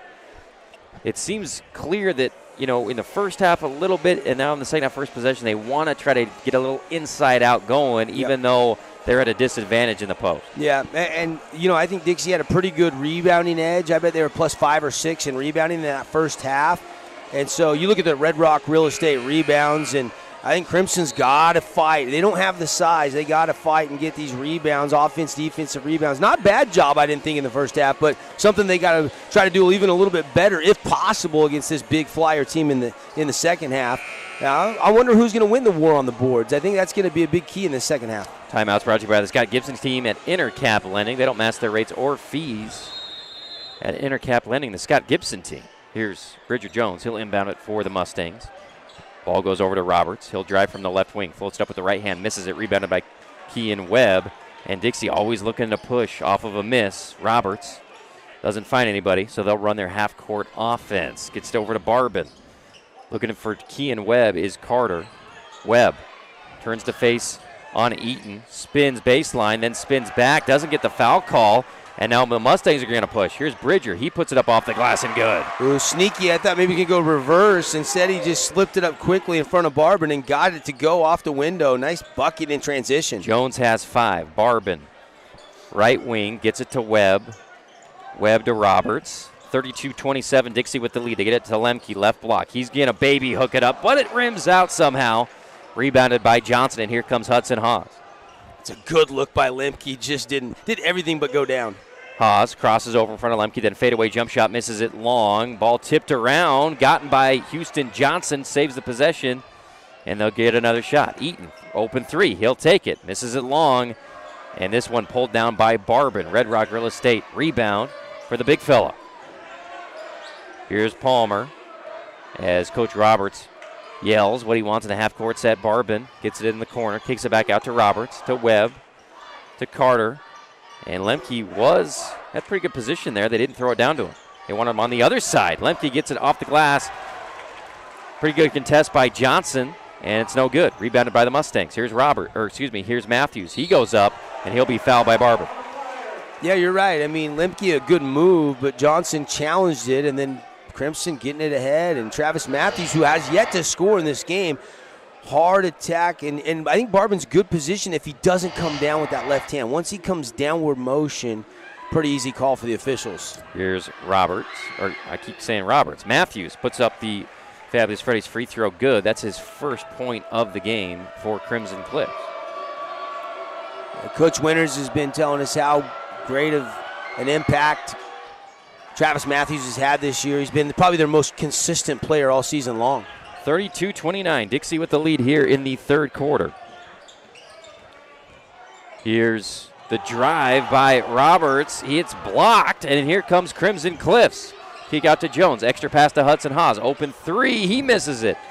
Rebounded Roberts. He kicks it ahead to Carter. Carter to Lemke down low. He keeps it up high and off the glass. How easy is that? Yeah, Lemke just outraced Johnson back down the court, and it was a mismatch. Just too much size and an easy bucket for Kyle Lemke. Johnson drives, gets it to Eaton, and he's going to hit that elbow jump shot almost every time. Big bucket there to cut it to 34-31 up there on the We Win Injury Loss scoreboard. I mean, Crimson, great start to the second half. 11 points for Eaton. Here's Lemke. Gets it to Carter. Team D3 attempt, no good. Rebounded by Lemke. He's going to be fouled from behind on the putback, and he'll go to the free throw line. Lemke is a sophomore. This kid's got so much upside, doesn't he? I mean, trying to alley-oop dunk that off a miss from 3, I love it. Drew the foul, though, a chance to convert from the free throw line. Lemke got 2 free throws up and good tonight, and now he's 2 for 3 after the miss. I like the way Houston Johnson's defending him, though, making it tough Yeah. on him. Nothing's easy. Fighting. Good battle. And Lemke makes the second free throw. That makes it 35-31 on our We Win Injury Loss scoreboard. Hudson Haas jogs it up for Crimson Cliffs, gets the screen from Matthews. And we're going to get a moving screen. How often have we seen that this year, Devin? On the perimeter, Matthews gets the screen foul, and it'll go to the Flyers. Yeah, a lot. We've seen that a lot. Mama. Yeah. Barbin will inbound it for the Flyers. 35-31. Flyers with the lead. And that's clearly a focus with the officials and all of probably the state this year. And tie-up, Lemke and and Johnson fighting for it. Alternate possession, though, stays with Dixie. They'll retain it. They're battling down there. We're just talking about it. I think that's a good tie-up. Roberts throws it up. Webb. Couple of dribbles. Goes up off the glass and good. His first field goal of the game. Well, second field goal, excuse me. Eaton's trying to body him up, right? He knows he can't let him get in too close because of the size. He can get that shot over the top, so he's trying to make it a little more of a distant shot. But that extra bump right as he went up to shoot it, official saw it, and one opportunity. Man, when he just asserts himself a little bit offensively, I mean, it's dangerous. Yeah, Webb look makes it. Look at that free throw. I mean, really pretty shooting motion. 38-31, Dixie with the lead. Here's Haas. Nice crossover. Goes inside. Misses the layup. But we're going to get a foul called on Webb. That's a tough call. Who's not thrilled with the call. And Haas will go to the free throw line. That crossover, though, you called it. That was a good little crossover. Get right to the middle and force your way into the lane against these Dixie bigs and try to get them into a little foul trouble. And Webb's got 3, so he's going to take a seat. And the first Fabulous Freddy's free throw is good. That's a tough call against Kean. He kind of missed the block there and really didn't really touch him much. A little bit of body down low, but not a lot. Hawes now with 15 points to lead all scores. Here's Jordy Roberts, 38-33 on our We Would End Your Loss scoreboard. Dixie with the lead here in the third quarter. Dyer to Carter. Lemke going to set a screen as Barbin got the ball to Dyer. And Roberts going to shoot the 3. He wanted the foul, too, on contact. He drills the team D3. The ice water running through the sophomore's veins. 41-33 now for Dixie. Ball goes inside to Hudson Haas, and he puts it in. Yeah, he got a great start. He's feeling it tonight. 41-35. Lemke on the other side of the floor. I don't know how he gets it so quick underneath the basket. Missed, rebounded, and here comes Bridger Jones all the way for 2 and the foul. Sensational. Tempo. Mustangs get it to Jones. He knows he's got Roberts there. He can get up high and score it, take the contact. Nice play by Bridger Jones. Big time finish by Bridger, as he now has 7 points for the Mustangs. Been a great game. A lot of great play. Team playing within themselves. Players showcasing tonight. Important game. Still early in January, but you're trying to jockey for position, stay atop the standings. Jones shoots, misses from the Fabulous Freddy's free throw line, and here come the Flyers. Roberts playing confident tonight from the point guard position. He's got 7 as well for the Flyers. Here's Dyer to Roberts, guarded by Haas. Roberts makes a move left, then goes right. And they whip it around to Barbin to Dyer. Baseline, guarded by Eaton. Lemke being fronted in the post by McComb. 4 out, 1 in. Lemke wants the ball. They throw it to him. He kicks it back out to Dyer. Open 3, misses it long. And here comes Matthews. Matthews drives, swatted it into the bleachers by Cam Dyer. Oh, my. 2 spectacular plays tonight by Dyer. That one may have been more awesome than the layup. Look at that. Mark that down as Appliance Wholesalers Plus Playmaker Play of the Game nominee, AT. Incredible. The hops from Dyer. Here's Eaton. High post to McCone to Haas. And he gets to Matthews. Haas going to launch a 3, misses it, rebounded by Lemke. 41-37, Dixie with the lead. 2:57 on our Nets on Fire clock. Pass ahead goes to Cam Dyer for the layup. Athleticism on display. Dyer dicing ahead, and man, almost an alley-oop finger roll finish. Beautiful. He's got 10. Good footwork by Eaton on the other end. Hops around and then puts up the jumper good. Tempo quicking, and just a 4-point lead after that little bucket by the Mustangs. They're not going away. Got ourselves a shootout brewing here in the third quarter. We're looking good for our Holbrook Asphalt Big Score dessert, aren't we? Roberts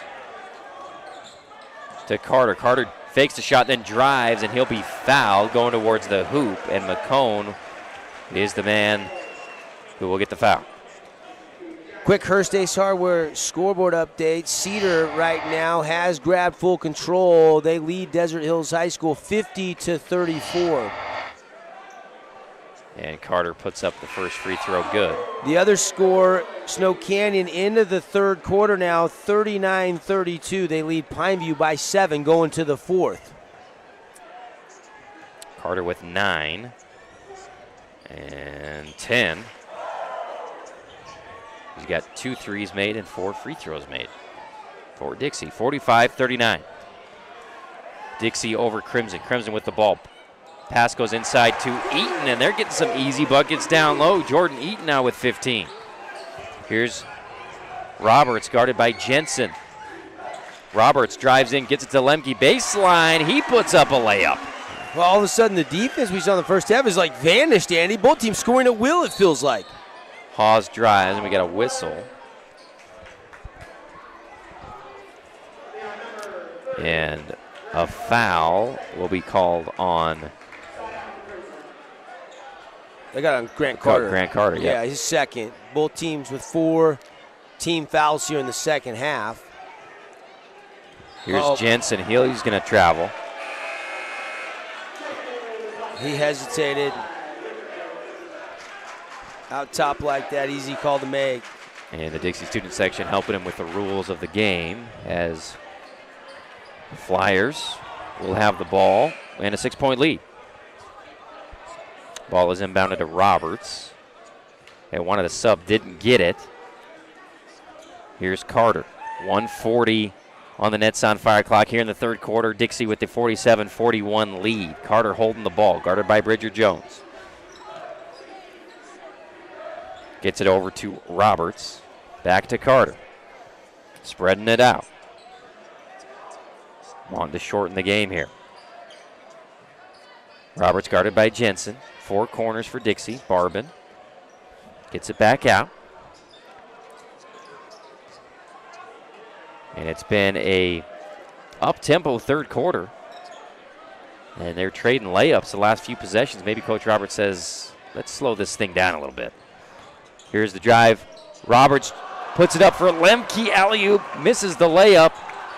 That's the old Lemke special. Here's Matthews on the other end. Yeah, we saw his brother Noah do that frequently a couple years ago for Coach Roberts. 47-41. Mustangs with the ball in a 6-point deficit. Matthews will drive, gets it blocked by Lemke. Beautiful defensive play. He does it all. And Roberts will have the ball. He'll probably hold for 1 shot. Here's Carter. He's going to chill out by the logo and then get it over to Barbin. 25 seconds left. Nets on fire clock. Barbin drives to the free throw line and kicks it. Over to Carter. To Barbin. 13 seconds. Who's your man, Devin? I don't know. Try that lob again. If you can get to the middle, you got him spread out. Roberts, 8 seconds. Guarded by Jensen. He drives, splits 2 defenders, gets blocked by McCone. Ball gets over to Cam Dyer, who knocks down the jumper right before the buzzer. A fortuitous moment there for the Dixie Flyers. Great defensive play by the Mustangs. Goes right in the hands of Cam, who makes the jumper. 49-41 at the end of 3. We'll take the break. Back with the fourth quarter after this. Time apart has taught us. In our social distance, we found space. Space to ponder. Space to connect. Space to imagine. Space to heal. In the emptiness, we found meaning. In silence, we found beauty. In separation, we've discovered there is so much more to find when we find our space. Find your space.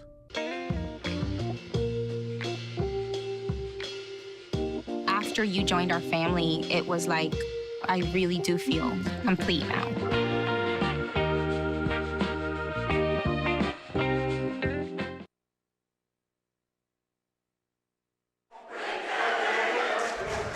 Here we go. Here we go. We're back. 49-41 as the student sections are battling just as hard as the teams here, Devin. We got spirit, and then the bomb squad started saying, we can't hear you. Alluding to the score. 49-41, Dixie with the lead. Crimson with the ball. Hawes has got 17. He's going to pass it to McCone. McCone to Jensen, guarded by Barbin, hands it off to Matthews, and we're going to have a foul on Barbin. And Barbin's going to have 3 now? Maybe just a second. Okay. Bronson Barbin. Side out for Crimson Cliffs. Jensen to Eaton. Eaton has 15. He's the second leading scorer. He's going to shake and bake and then drill the free throw jumper to cut it to a 6-point lead for Dixie. That big. Eaton and Hawes, they have really kept Crimson right there within striking distance. Big bucket after big bucket. 49-43 Dixie. On your We Win Injury Last scoreboard as Dyer throws it off the backboard, trying to pass it to Lemke. It's gotten by the Mustangs. Jensen goes up and makes the transition bucket. Wow, that's crafty. He left from way outside the restricted area and just kind of leap and lean floater off the window from an awkward angle. And now we've got a flop. I think we got a double foul. It'll go against McCone, and let's see if we can see it for our TV audience on the replay. Yeah. Double foul. We got both 12s on each team. Well, McCone I saw him and Lemke will go to bounds. Did he do the flop signal there too? Yeah, I think there was a little floppage there. Here's Roberts. 4-point lead for Dixie. They've got the ball. Roberts top of the key, guarded by Jensen. Barbin hands it off to Carter. Carter's going to take that three, maybe partially blocked, rebounded by Webb.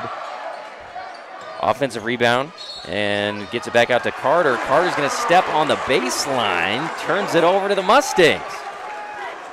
It's tightening up here at the Fieldhouse tonight, AT. Both these teams know what's at stake, trying to keep pace. Crimson is with Snow Canyon, undefeated in the region. Hawes. And a drive, gets through the paint, looks to peek it into to Jensen instead. Kicks it out to Jones, and it will have a foul on Dixie, as the whistles have been hot in the fourth quarter. Thanks for being with us. Our Ideal Home and Paint game of the night, Flyers Mustangs. It's lived up to the billing. Appreciate all of our sponsors helping us bring you Region 10 hoops, including Get Floored Constructions. They've got homes for sale. They also specialize in remodels. Call Christian Jensen with Get Floored today, 773-2667. Or check them out at getflooredsouthernutah.com. As Bridger Jones at the free throw line. He makes his first free throw to make it a 3-point game. And now a 2-point game. Big free throws. Here in the fourth quarter, every point matters in a tight one. Nice little run for the Mustangs. Here's Roberts. He goes behind the back, between the legs. Over to Barbin. Trying to get Lemke on a lob pass over the top, guarded by Houston Johnson. He's double teamed. Ball gets knocked away and grabbed by Eaton. Great hustle play by Jordan Eaton. Mustangs with the ball. Bridger Jones will get it on the other side of the floor, and they'll reset. How about Jordan Eaton getting the steal, coming in weak side and helping on that one. Hudson Hawes, screen and roll. Swat. Cam Dyer swats Houston Johnson, but then he gets it stolen away by the Mustangs. Back to Crimson Cliffs. Second chance for the Mustangs to tie or take the lead here. Jensen consults his coach. What should we do? Spread out. Eaton with the ball. Over to Johnson. Jones now posting up the smaller Roberts. Let's see if they want to take advantage of that matchup. No. Hudson Haas will bring it back up by half court. Tries to cross over. It's tipped by Dyer, who has been amazing. Tips it off the shoe of Haas. Goes out of bounds. It'll be Dixie ball. Yep, just right up there. You try to cross over in front, hit somebody's foot. Not sure who. Official thought it went off of Crimson and Hudson Haas. And tight one here in the fourth quarter. You got to love it. We'll take the 45-second timeout. Brought to you by the Scott Gibson team at Intercap Lending.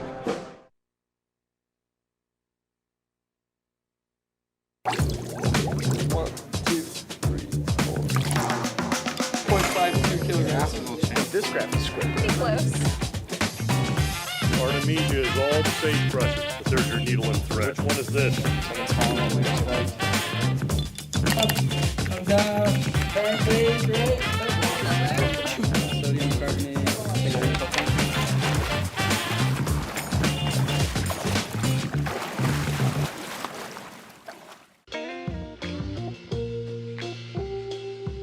There's so many rewards in life. You coming into our home was one of the greatest rewards we could have ever had.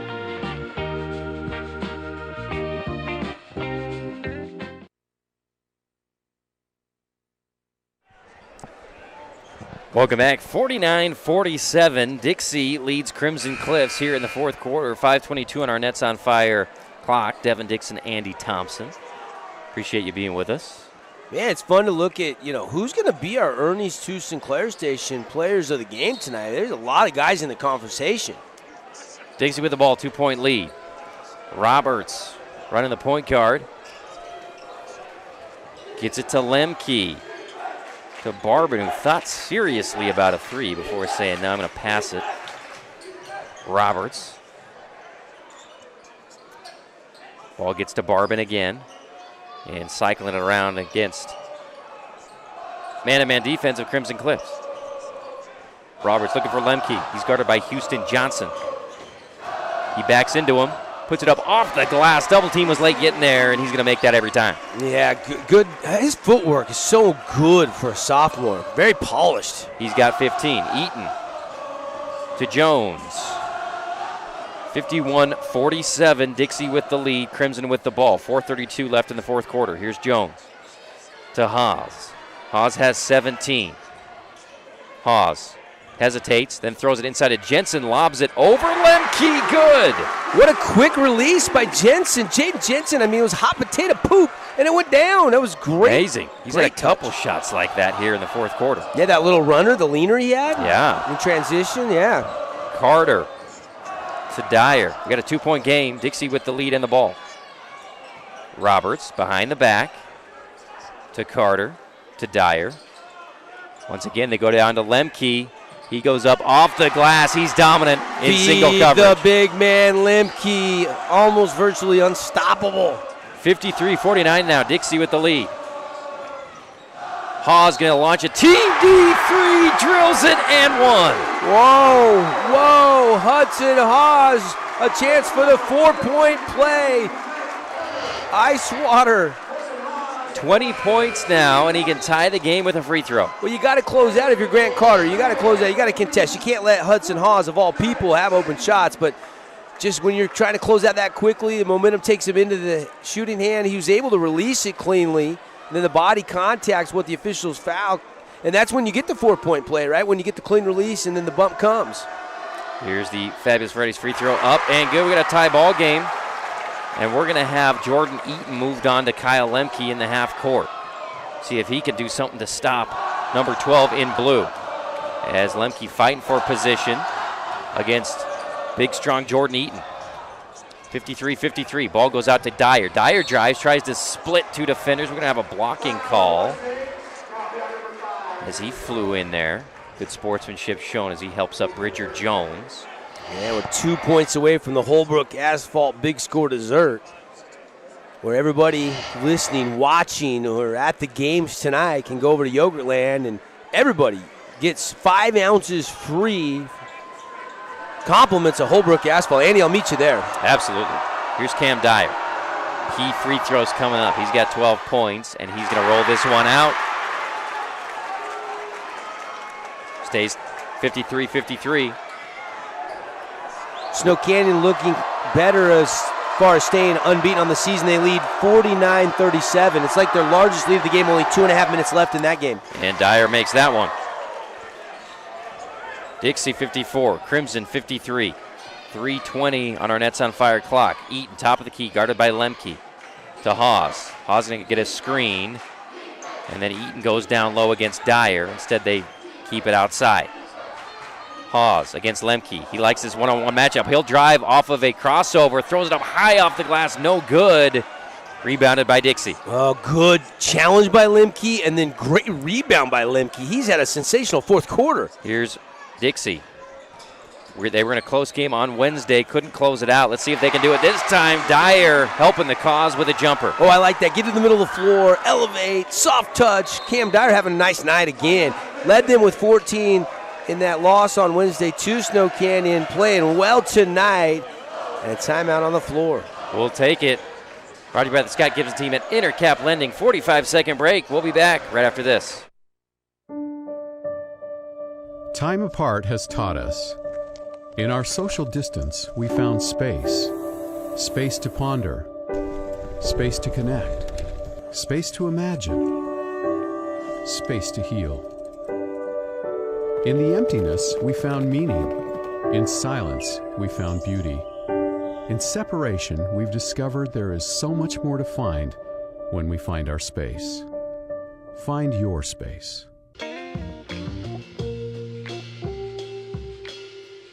After you joined our family, it was like, I really do feel complete now.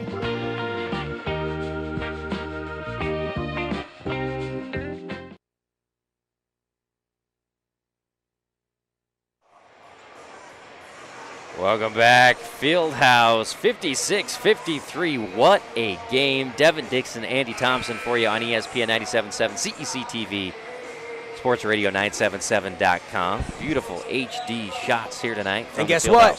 That last Cam Dyer bucket makes it official. Holbrook Asphalt big score. Dessert is on tonight at Yogurtland till they close. Crimson Cliffs trailing by 3 with the ball. Jones, they're trying to have Hudson Haas wiggle around and get open. Good coverage by Dixie. Haas kicks it out after receiving the ball to Matthews. It's been a Haas and Eaton show for Crimson Cliffs. This time Eaton getting a drive. He puts it up. He'll be fouled on the drive. Jordan Eaton's played hard tonight, hasn't he? He's had a great game. Goes attack mode, down the middle, not a lot of room to operate, trying to go over Lemke and in front of Dyer there, and he'll earn a trip to the free throw line for some crucial ones. He's got 17 points. They've needed every one of them. One in the bonus for Eaton. He makes the first. They didn't say that was on the shot. That was a true 1-on-1. Yeah. Wow. On the drive. Here's Eaton. Makes them both. 19 now for Eaton. 56-55. Dixie with the lead. Here's Roberts with 2:15 on our Nets on Fire clock. Barvin with the ball. Was looking for a backdoor cut from Carter. Well covered by Haas, so they'll kick it out. Carter's been quiet since he hit those 2 triples in that first quarter. Absolutely. We'll see if he wants to spark it up here late in the game. Barvin with the ball. They whip it around, trying to get it to Lemke. He's guarded by Eaton. Fronted by Eaton. They lob it over the top, and too much out of bounds as Eaton doing a good job at least slowing down Lemke, who's been awesome this fourth quarter. Coach Roberts wanted a hold on that lob and didn't get it. 1:49 and counting here in the fourth quarter. Dixie with a 1-point lead. Mustangs ball. That's Haas. Taking his time. They're spreading it out. And then he'll drive against Dyer. Kicks it out to McCone. McCone collects himself, then goes up with the left hand, makes it, and it's a Mustang lead.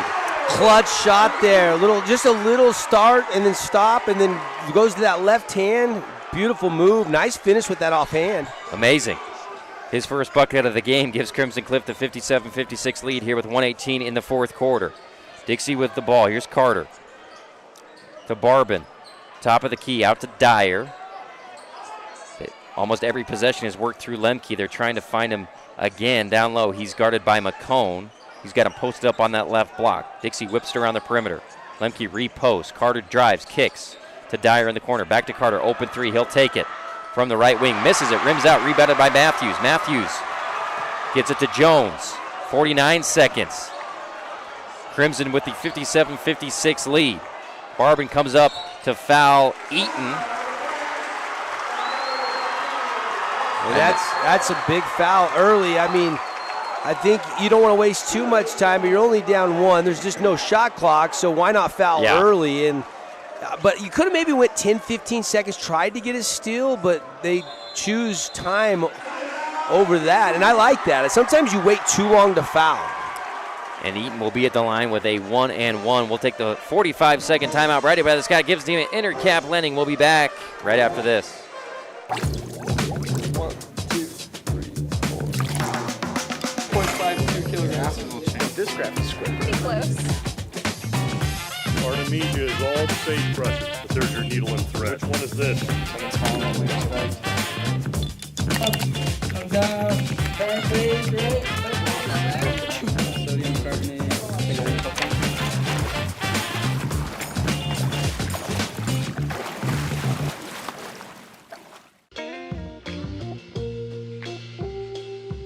There's so many rewards in life. You coming into our home was one of the greatest rewards we could have ever had.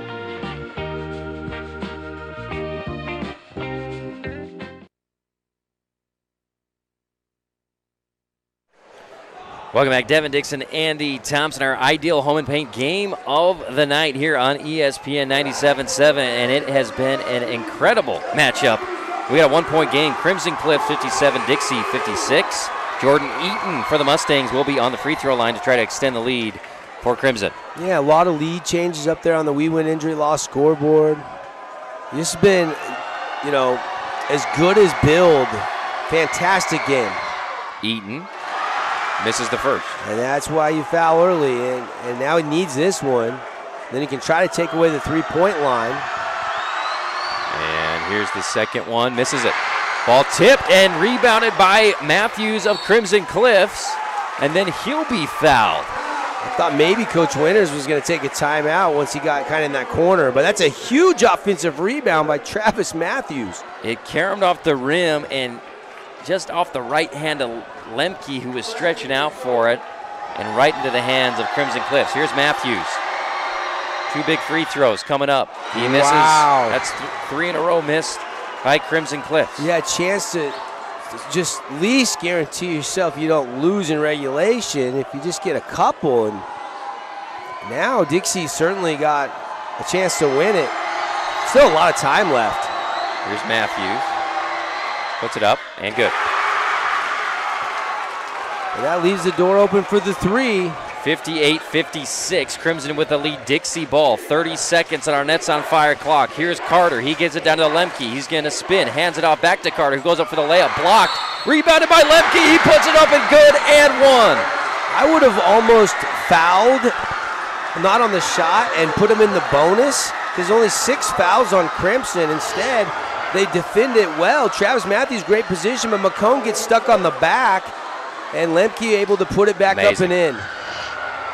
Kyle Lemke. He's had a night, hasn't 19 points, has a chance to give him a 1-point lead with a free throw.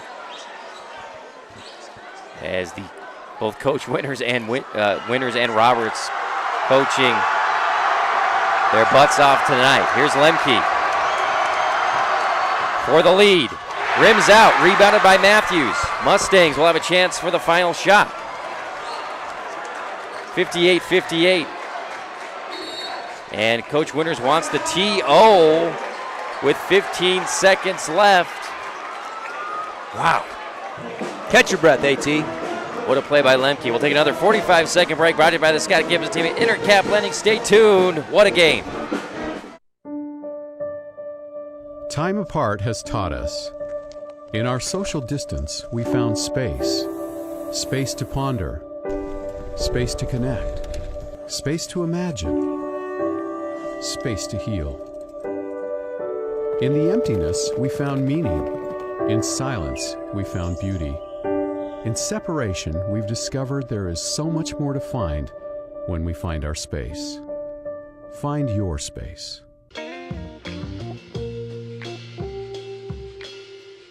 After you joined our family, it was like, I really do feel complete now.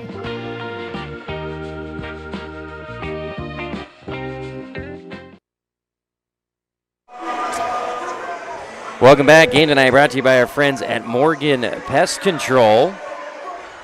It's back to celebrate 60 years. For every region win, each school gets $60. And when you call Morgan, your first 4 sprays are just $60. Give them a call at 673-9172 at Morgan Pest Control. You know, we did this 10 years ago, 50 for schools, and I think Morgan donated over $15,000 that school year. And so we're going to be doing it for basketball, baseball, and through the football season as well next fall. Love it. Appreciate Morgan. Here's Haas. Clock's down to 5 seconds before he makes a move. He's going to drive behind the back, throws up a 3, misses it long, rebound goes up, and no good. It was rebounded by Bridger Jones and couldn't get it up and in. And we're going to OT. Yeah, I love it. I mean, tough you shot. like Cause has been hot. You like the shot. The putback was there. The weak side rebound just couldn't get it to go. And we'll keep it here. Thanks for being with us. Region 10 Hoops, game of the night. We've got extra basketball. And it's all brought to you by our friends at Red Rock Real Estate. Get your free market analysis on what your home could sell for. Check out redrockrealestate.com. Stay tuned for the Johnson Pediatrics postgame show. We got a lot to award in an epic battle here tonight. It's a final. Snow Canyon now 16-0, 54-43 over Pineview. Gritty effort by the Panthers. Yeah, Pineview has played everybody tough this year. They have. Like. And we'll see who comes out here to start OT with the most gumption. It's been a absolute blockbuster here at the Fieldhouse. Devin Dixon, Andy Thompson with the call. And also appreciate our friends at let's do Simply Wisdom Teeth. Simple, with over 600 5-star reviews and always just $899 for all 4 Wisdom Teeth polled. Check them out at simplywisdomteeth.com. It'll be Kean Webb versus Travis Matthews for the tip-off. 4 minutes on the clock for OT. By the way, Cedar wins over Desert Hill 63-48. So this is the last game to go final tonight. And tip is gotten by Dixie, and then Roberts falls to the ground, and then Coach Roberts calls an immediate timeout to save the possession. And we're going to take, no, we'll keep it here. Keep it here.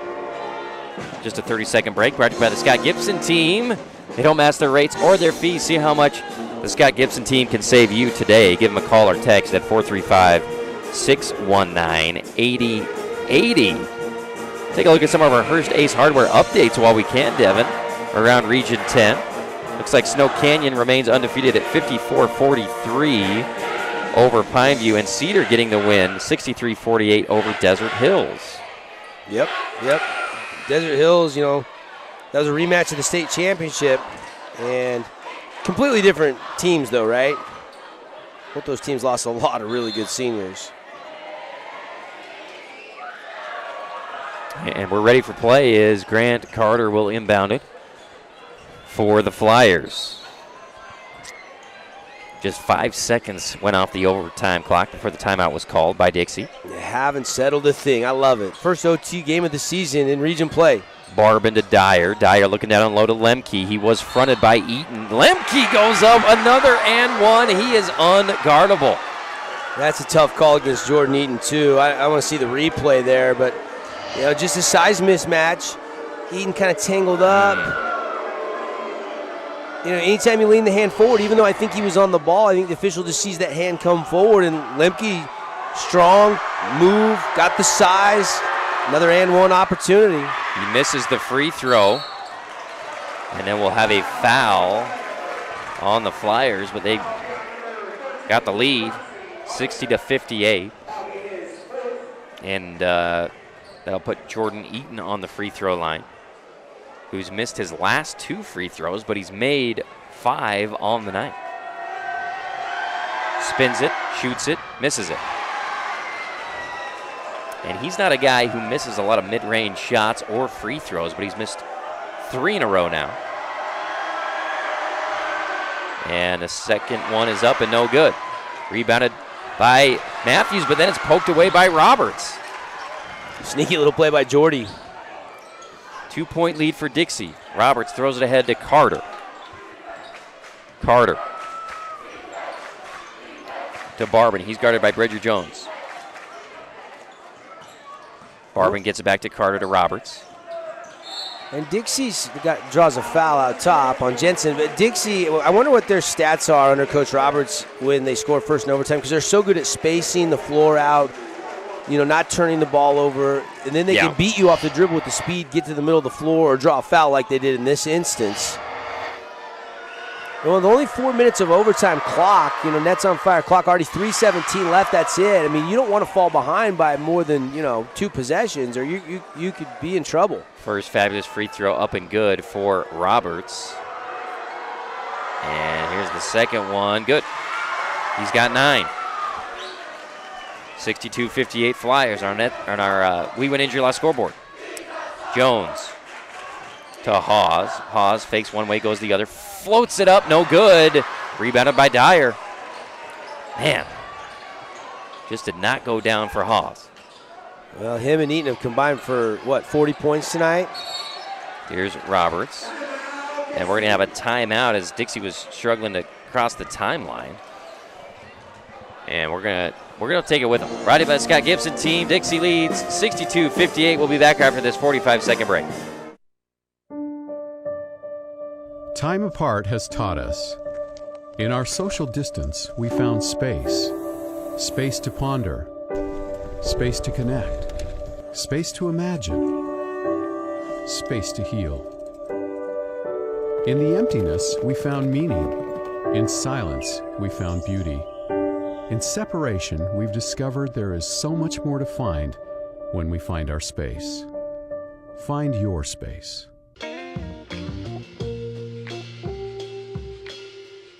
After you joined our family, it was like, I really do feel complete now.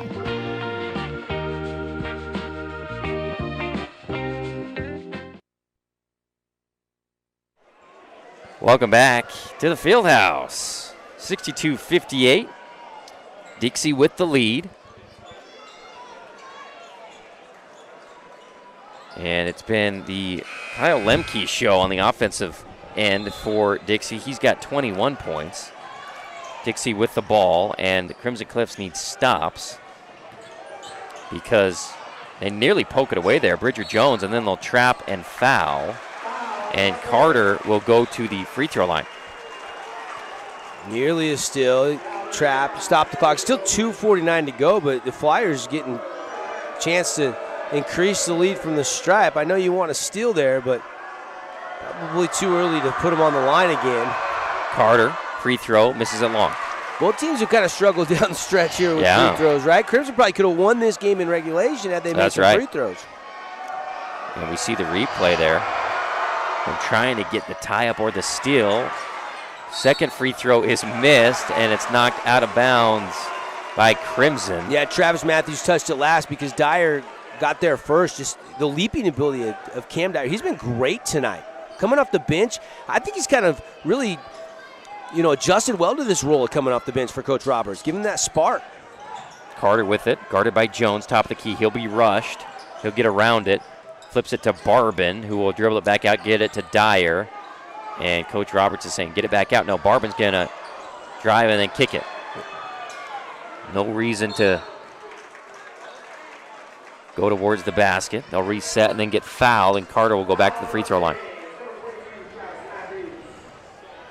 62-58 on our We Win Injury Law scoreboard. If you've been injured in a car accident, an accident involving a semi, been bitten by a dog, all they do is win for you at WeWinInjuryLaw.com. Carter makes the free throw. He's got 11, 63-58 now for the Flyers. It's been a kind of smooth 11 tonight for Carter, too. Now he's got 12 after making both of those. Oh, no basket. We got a lane violation on the Flyers. They say he stepped on the line after the shot. So it's a 5-point game with 2:28 here in overtime. Jensen will let it roll up and then pick it up. Crimson. Jensen drives, left hand misses the layup, rebounded by Barbin. He was there, did everything but finish it. And then they'll foul Roberts, and we're going to have a million free throws in this overtime as Roberts has 9 points. He's already made 4 free throws.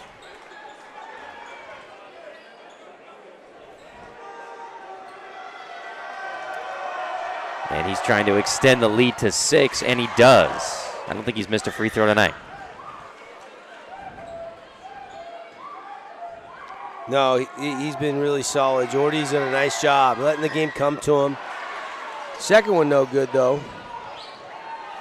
Crimson needs a bucket here badly. Down 2 possessions. Don't have to just settle for the 3, though, AT. Haas will take the 3, misses it short, rebounded by Carter. And then we'll have a jump ball called, and that will go to Crimson. Good job fighting for it by the Mustangs. And they'll get another opportunity. Pretty good look by Haas, just couldn't get it to go down. Inbounder will be Jensen.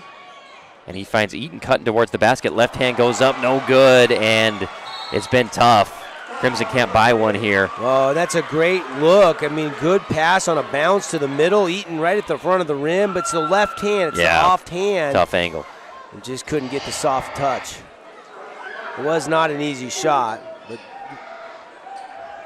that's only 3 on Jordan. You know, he picked the first foul 5 seconds in the game. I was kind of worried, but he's done a really good job going against these bigs of Lemke and Webb and Barbin and not getting in foul trouble the rest of the way.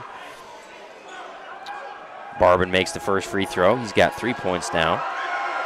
And makes it 4 points. 66-58. Hawes needs to get to work here. We're got to just score under here. 2 minutes. Tries to get a screen. Throws it over to Matthews, who drives and then shoots a jumper. And it bounces around and finally in. Crimson Cliffs gets a break on their basket as one finally falls for him. And we'll get an instant timeout there by Coach Casey Winters. Yeah, he's something he probably learned from Coach Judkins, right? Crunch time after a made bucket. You can set up your defense, give your guys a little bit of breather. I think these guys are gassed, Andy. I think the legs are starting to leave a little bit. We're starting to see some misses. And that's why Dixie getting to the foul line here in crunch time and in overtime has been so huge. Able to, take a little lead here. They've led probably 75, 85% of the game tonight. But here we are in overtime, and there's no quit. There's no stopping this Crimson team. They are battling their tails off. This has been one of those instant classes. This is always one of the fun ones to be a part of, right? When it's crunch time, it's overtime. I mean, we can still see something magical here. This one's not over yet. Timeout brought to you by the Scott Gibson team at Intercap Lending. Check them out at 435-619-8080. They don't mess their rates or fees. See how much you can save with the Scott Gibson team today. Obviously, you're going to play for a trap and steal, but then you got to foul. The question is, who do you foul? Because Dixie went on a little streak where they missed a couple, but they've been making them as of late. Yeah, I don't think you want to foul Carter or Roberts. If you can foul Barbin, Dyer, or Lemke, a little bit better odds with the free throw shooting percentage-wise. Carter gets the inbound, and he's got to break the press. He does. They get it to Dyer. Alley-oop to Lemke. Misses the layup. He should have dunked it. Rebounded by Jones. Crimson Cliffs with new life, down 2 possessions with 1:30. Hawes driving, goes between behind the back, and then a jump shot, misses it, and then ball stripped away and out of bounds, and it'll go back to Dixie. Oh, what a beautiful alley-oop pass from Dyer. Maybe Lemke thought he was too far out, so he tries to go lay in. Had he dunked it, the bomb squad would have went ballistic. Oh, my goodness. And that might have sealed it. But, I mean, what? And then behind the back, what a sensational move by Hawes, but he misses an 8-foot baseline jumper. Crimson pressing Dixie. Ball goes inbounds. It's stolen immediately by Bridger Jones. He goes up, gets fouled on his shot attempt. Wow. Starting to remind me a little bit of that Dixie State game on Wednesday, Devin. But Bridger Jones will go to the free throw line. That's a tough call on Barbin. I mean, he's pretty much straight up, but so often when you initiate the contact, you as an offensive player will get that call. Did Barbin score tonight? He had 4 free throws, no field goals. Yeah, no field goals. That's what I was thinking. And Kean Webb will come in for Barbin, who's just fouled out. And Webb sat pretty much this whole overtime, so he's as fresh as anybody on the floor right now. Jones misses his free throw, and that has plagued Crimson in the second half and overtime. 66-60. Jones will get another chance to cut it to 5. He's up and misses it long, rebounded by Dixie. That's Carter. And this is a 68% Crimson free throw shooting team. Dixie on the season from the free throw line, 67%. Both of them missed some key ones down the stretch, though. But Dixie's made a few more.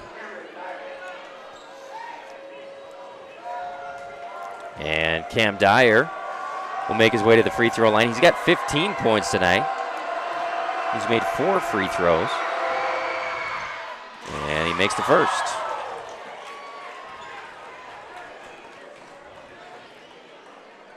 Dyer's been great. He has just come on the last couple weeks. Right as region play was getting going.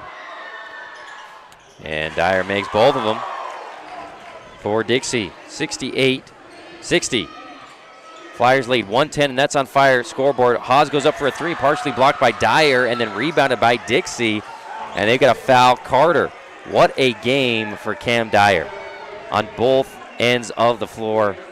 Blocks, steals, jump shots, an incredible reverse layup. Man, Dixie now with 4 guys in double digits. Dyer, Lemke, Roberts, and Carter. Carter trying to add to it here. Free throw up and rims out.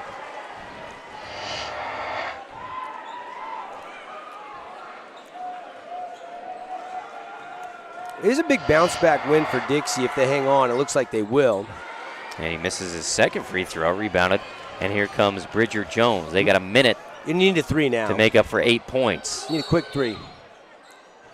And we're going to have a foul on Dixie, and they'll put, looks like Bridger Jones on the line for 2. And that's it for Grant Carter. He's fouled out. So Robinson will check in. And no argument whatsoever out of Carter. He knew it. He went right to the bench. Just a junior. He's played great all season long. Been really consistent for Coach Roberts. And Jones sinks the first free throw. Takes a dribble, right back up with number 2. Good. He's got 11. 6-point game. Webb will inbound it to Roberts. He'll be trapped and then break the trap. And then the foul comes from Roberts. From Matthews on Roberts. 54 seconds left. And Jordan Roberts, who's made that little 6 free throws, will go back to the line. That little head fake to dribble back to the middle of the floor and force Travis Matthews to grab his arm. I mean, little things like that you like out of your sophomore. I mean, he's coach's son. He knows his way around the gym. And it comes up short, misses his first free throw of the game. Crimson's little life still. If he misses this one, you go down and hit a 3, and it's back to a 1-possession game. Here he goes, makes that one. Crimson's got to go to work fast. Haas gets it over to Matthews. He's guarded by Webb. He's going to step back to Jensen, crossover, drive, kick to the corner. Nobody's there. Dixie ball. Yeah, just thinking he's going to float to the corner when he went to the middle. And nice idea if he's there. He just was not there. And I thought you kind of needed a 3 there anyway. Yeah. Uh-oh. And then Dixie almost throws it away, and they do. Stolen by Jensen. Jensen floats it up and rims out. No good. Crimson had a lid on it this entire overtime period. Yeah, they fought. They just haven't been able to hit field goals. They have fought their tails off, Yeah. and Dixie looks like they're going to survive in overtime. And another instant classic in Region 10 basketball. And you love situations like this if you're either coach, because you never know in a state tournament when you're going to need, you can go back, hey, remember we were in overtime and we did this and we were able to seal a game? Looks like Dixie will be, and winners will be able to look at this film and say, hey, this is what we didn't do in overtime. But, man, I mean, they're not dead yet. Dixie's kind of just leaving a crack open with some missed free throws down the stretch as well. Roberts misses the first free throw and the second free throw. Ball fought for, rebounded by Eaton with 30 seconds left. Mustangs trail by 7. Eaton will drive, kick, Jensen, 3. No. Rebounded by Eaton. Eaton goes back up with it with the left hand, good. That cuts it to a 5-point game with 21.8 seconds left on our Nets on Fire clock. Timeout by the Mustangs. And we'll take it with them. 45-second break brought to you by the Scott Gibson team. We'll be back after this. 1, 2, 3, 4. 0.52 kilograms. This graph is square. Pretty close. Artemisia is all the sage brushes, but there's your needle and thread. Which one is this? Come down. Turn, please, right? Sodium carbonate.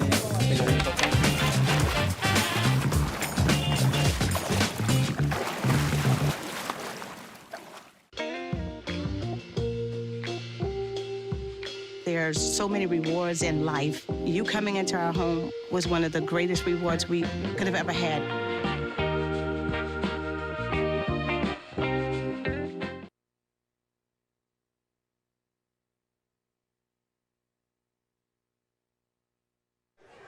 Welcome back. Ideal Home and Paint game of the night. We've been treated to a good one. Overtime. Yes, we have. 5-point game. Crimson Cliffs still fighting. With 21 seconds left, Dixie will inbound it.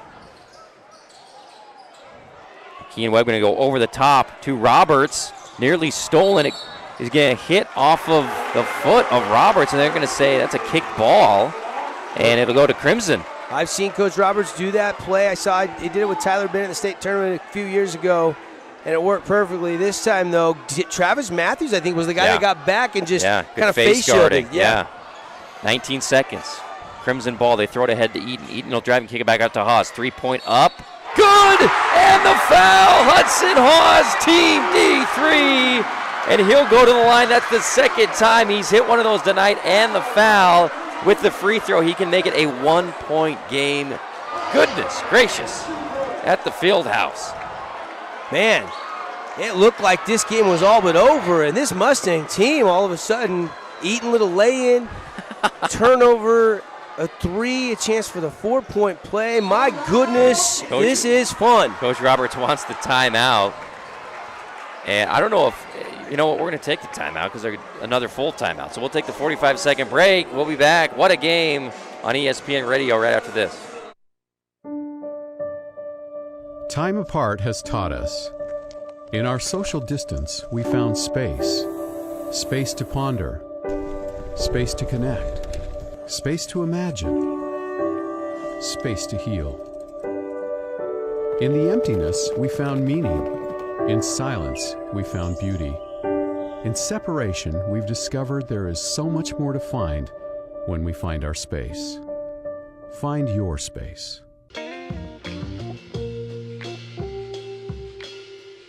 After you joined our family, it was like, I really do feel complete now.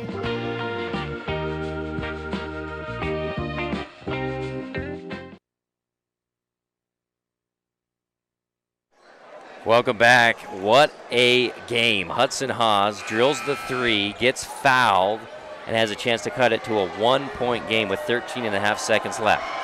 Crazy. So fun. Neither team deserves to lose tonight. One dribble, puts up the shot good. 13.5 seconds. And Crimson wants a sub. And they'll get, that's Luke Kangay coming in for Haas on the defensive end. Does Hudson have 4 fouls? He must, because if Crimson gets a rebound with time left, they're going to want to call a timeout to get him back on the floor. Here's Webb. They inbound it to Robinson,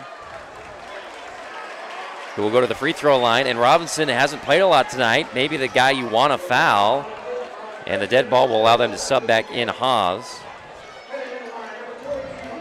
As Robinson staring down the rim. Fabulous Freddy's free throw line. Big moment here for Brecken Robinson. Takes a dribble, puts it up, misses it long. Unbelievable. And Coach Roberts can't even look. He's kneeled down looking on the other end of the floor. And Robinson wants to put this one down, extend it to a 2-point game with 12.3 left. Both these teams are going to be running gassers for free throws at practice Monday. Here's Robinson, makes that one. Big shot. Here's Haas, 12 seconds. 10 seconds, picked up by Cam Dyer. Haas launches the 3, up, good, he drills it. They take the 1-point lead. Timeout, Dixie. Hudson Haas. Wow. Wow. You thought Crimson might win it in regulation. Then you think Dixie can ice it for the line in overtime. And all of a sudden, Hudson Haas has went off. He's got 24 tonight. Actually, I think 25 tonight. And Crimson leads by 1 on the We Win scoreboard. This has been a sensational game. Wow. Lured the defender a little bit, casually dribbling it, and then just pulls up and drills it. Onions play from Hudson Haas. He's got 24 points. Did you give him the free throw on the 4-point play? He's got 28 points. Oh, gotcha. 28 points now. 28 tonight. Goodness. He's been great. I mean, I thought he was getting a little winded for a while, and he just has more in the reserve, I guess. 1 point game. Crimson with the lead. Dixie, though, with plenty of time. They got 4.3. Kean Webb will inbound it to Roberts. And then from there, I mean, Lemke's been your guy, but he's a post player. Do you have time to get it down to him on the block? Or do you need somebody like Cam Dyer or Roberts to shoot the jumper?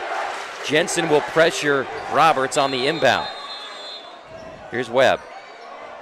Gets it to Roberts. 3 seconds. Roberts drives, throws it to nobody. Dyer gets it, flings it up. It's over. It's over. Crimson Cliffs has won in monumental fashion. What a comeback as the Stain Gang storms the floor. 71-70 Hudson F. Hawes, 28 points and the dagger to end the game. Devin. Unbelievable. Unbelievable. This is one of the best comebacks I've seen in a long time. I thought Crimson was going to fall. I honestly thought Dixie had this in the bag. They were down 8 with a minute left. What do I always say in Region 10? Expect the unexpected, and we saw it tonight. They're lifting Hudson Hawes like he's in a mosh pit concert, man. It's crazy here at the field house. Unbelievable. Oh my gosh. All right, we're going to take a break, and we'll come back for the Johnson Pediatrics post-game show. We'll look at some highlights. One of the best games ever. Quick break. Let's make it 2 minutes. We'll be back right after this on ESPN 97.7. Dear Chairlift, let's try this my way. With available 4-wheel drive that takes me straight to the top in style, and a wild side that's always ready for whatever's next.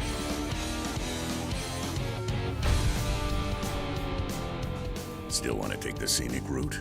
Sure thing. Keep it wild. 4Runner. Toyota. Let's go places.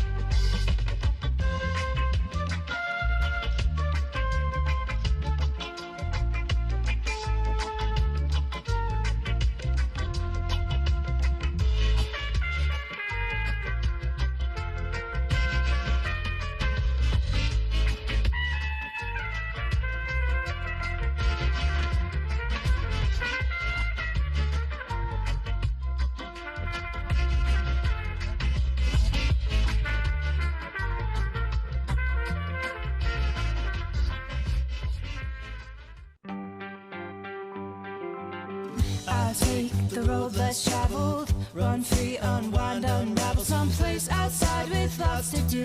Green trees, red rocks, and don't forget that blue sky. The sunshine shining, sunshine pouring on me. Think I might just stay a while. Say hooray all day because the sun is gonna shine on me. Sun is gonna shine on me. Sun's gonna shine on me.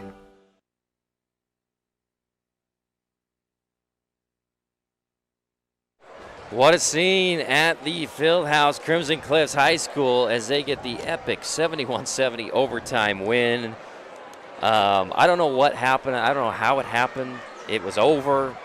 They were down 8 with 1 minute left and won the game. You said it, Andy. mind-blowing. You said this is kind of reminding you of the Dixie State game against Cal Yeah, Baptist on right. Wednesday, Oh where they my scored gosh. 11 points in the last 107 or 110. I don't know what just happened. Some missed free throws, some kind of incredible. A 4-point play by Hawes, Yes. plus a game winner. I'll tell you Plus what the happened. 3. Hudson Hawes put this team on his He went back. crazy. He put this team on his back. Dixie left the door open just a little crack, and he and Jordan Eaton, sensational. What did they have, 50 of the 71 tonight for Crimson? Yeah. I mean, just an incredible win for the Mustangs. You know, we got our Morgan 60 for schools back, and this is probably the hardest earned $60. We'll see all year. Oh, my gosh. Amazing. This is the Johnson Pediatrics You know, and post-game show. I apologize to Coach Winters and the Mustangs. I'm talking about how, they can go back to the tape and maybe figure out what they did wrong in overtime. I mean, I thought this game was over, Andy. Yeah, I said some stuff like that, too. It's never over till it's over. You can always expect the unexpected. I know this. I've said it for years, and we saw it again tonight. Oh, my goodness. Check out Dr. Cody Johnson and his caring staff. They know how to make your kids feel right at home at the dentist's office.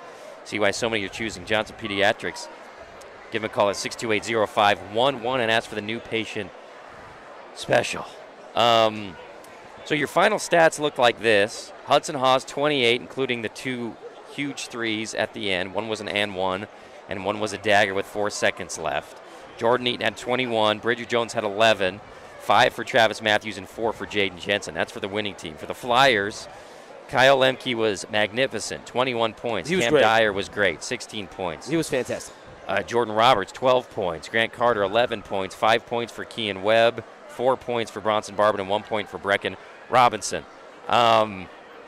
If we have highlights, let's check those out in the second half and overtime here for our TV audience. Bridger Jones on a fast break. A lot of that.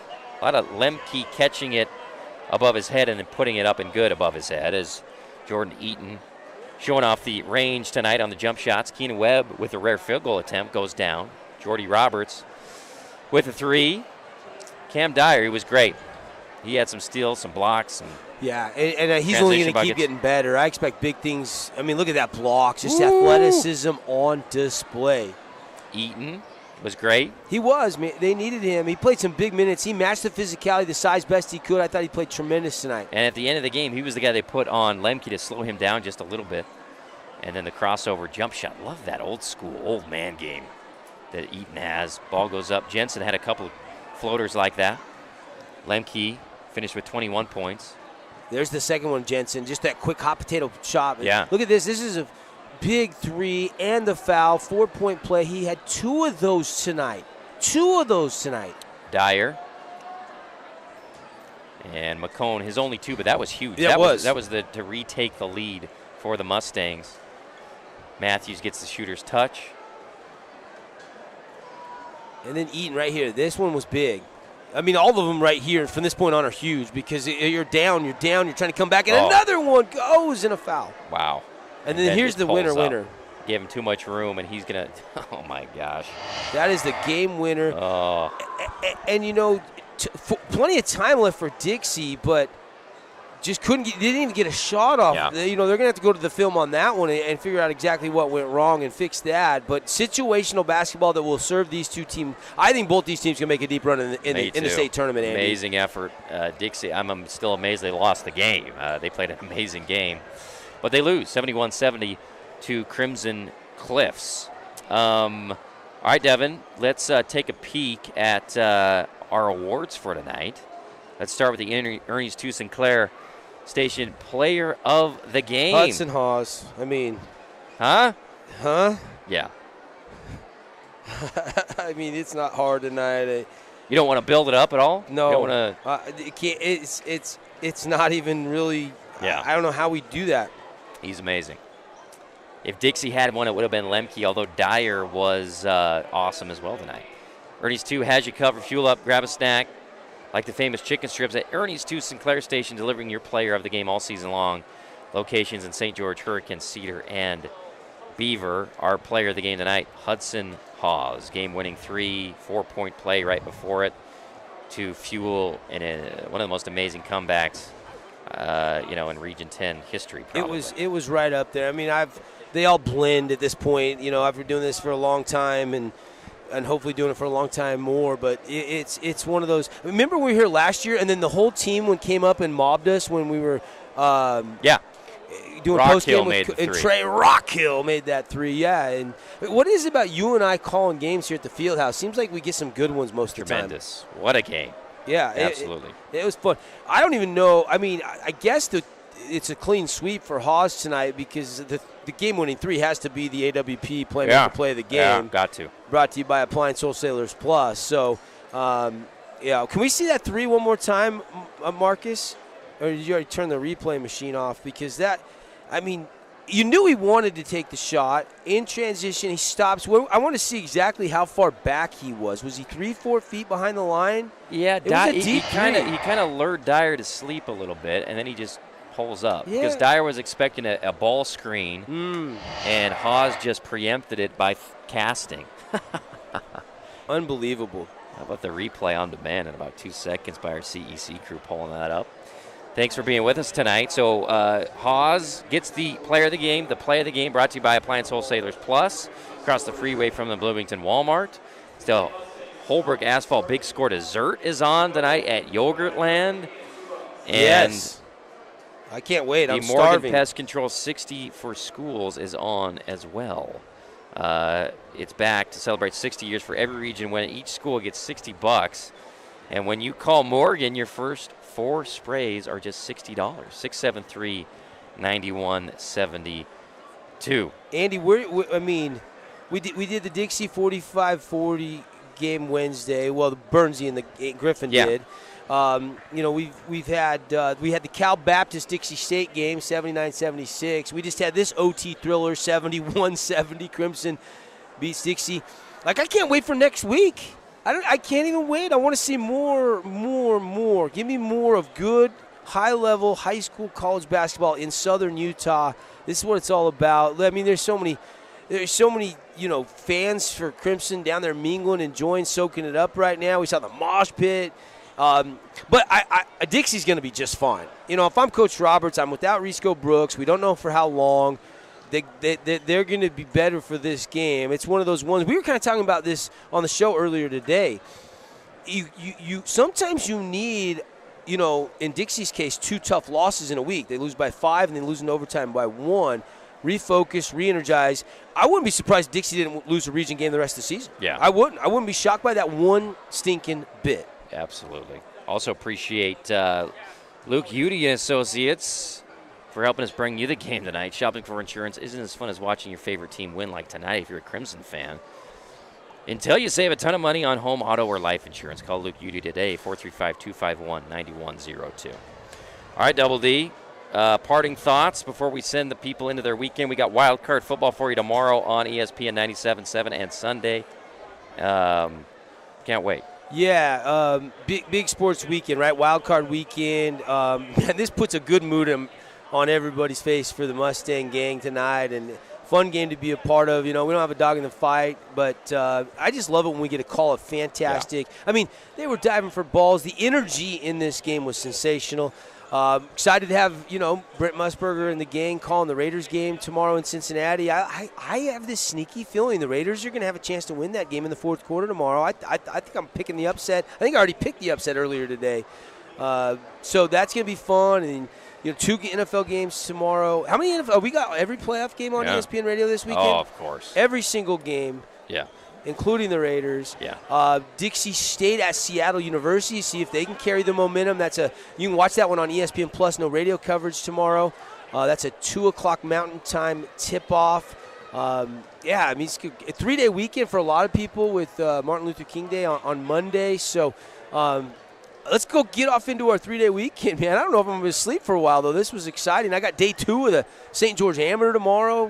Had a fun round of golf today with my son. I'm kicking this weekend off right. Hanging with you on a Friday night at the Field House. Nothing better, buddy. Nothing better. 71-70. That's the final. Thanks to CEC TV. Martino back in the studio producing tonight for ESPN Radio. We'll see you next time for Region 10 basketball on ESPN.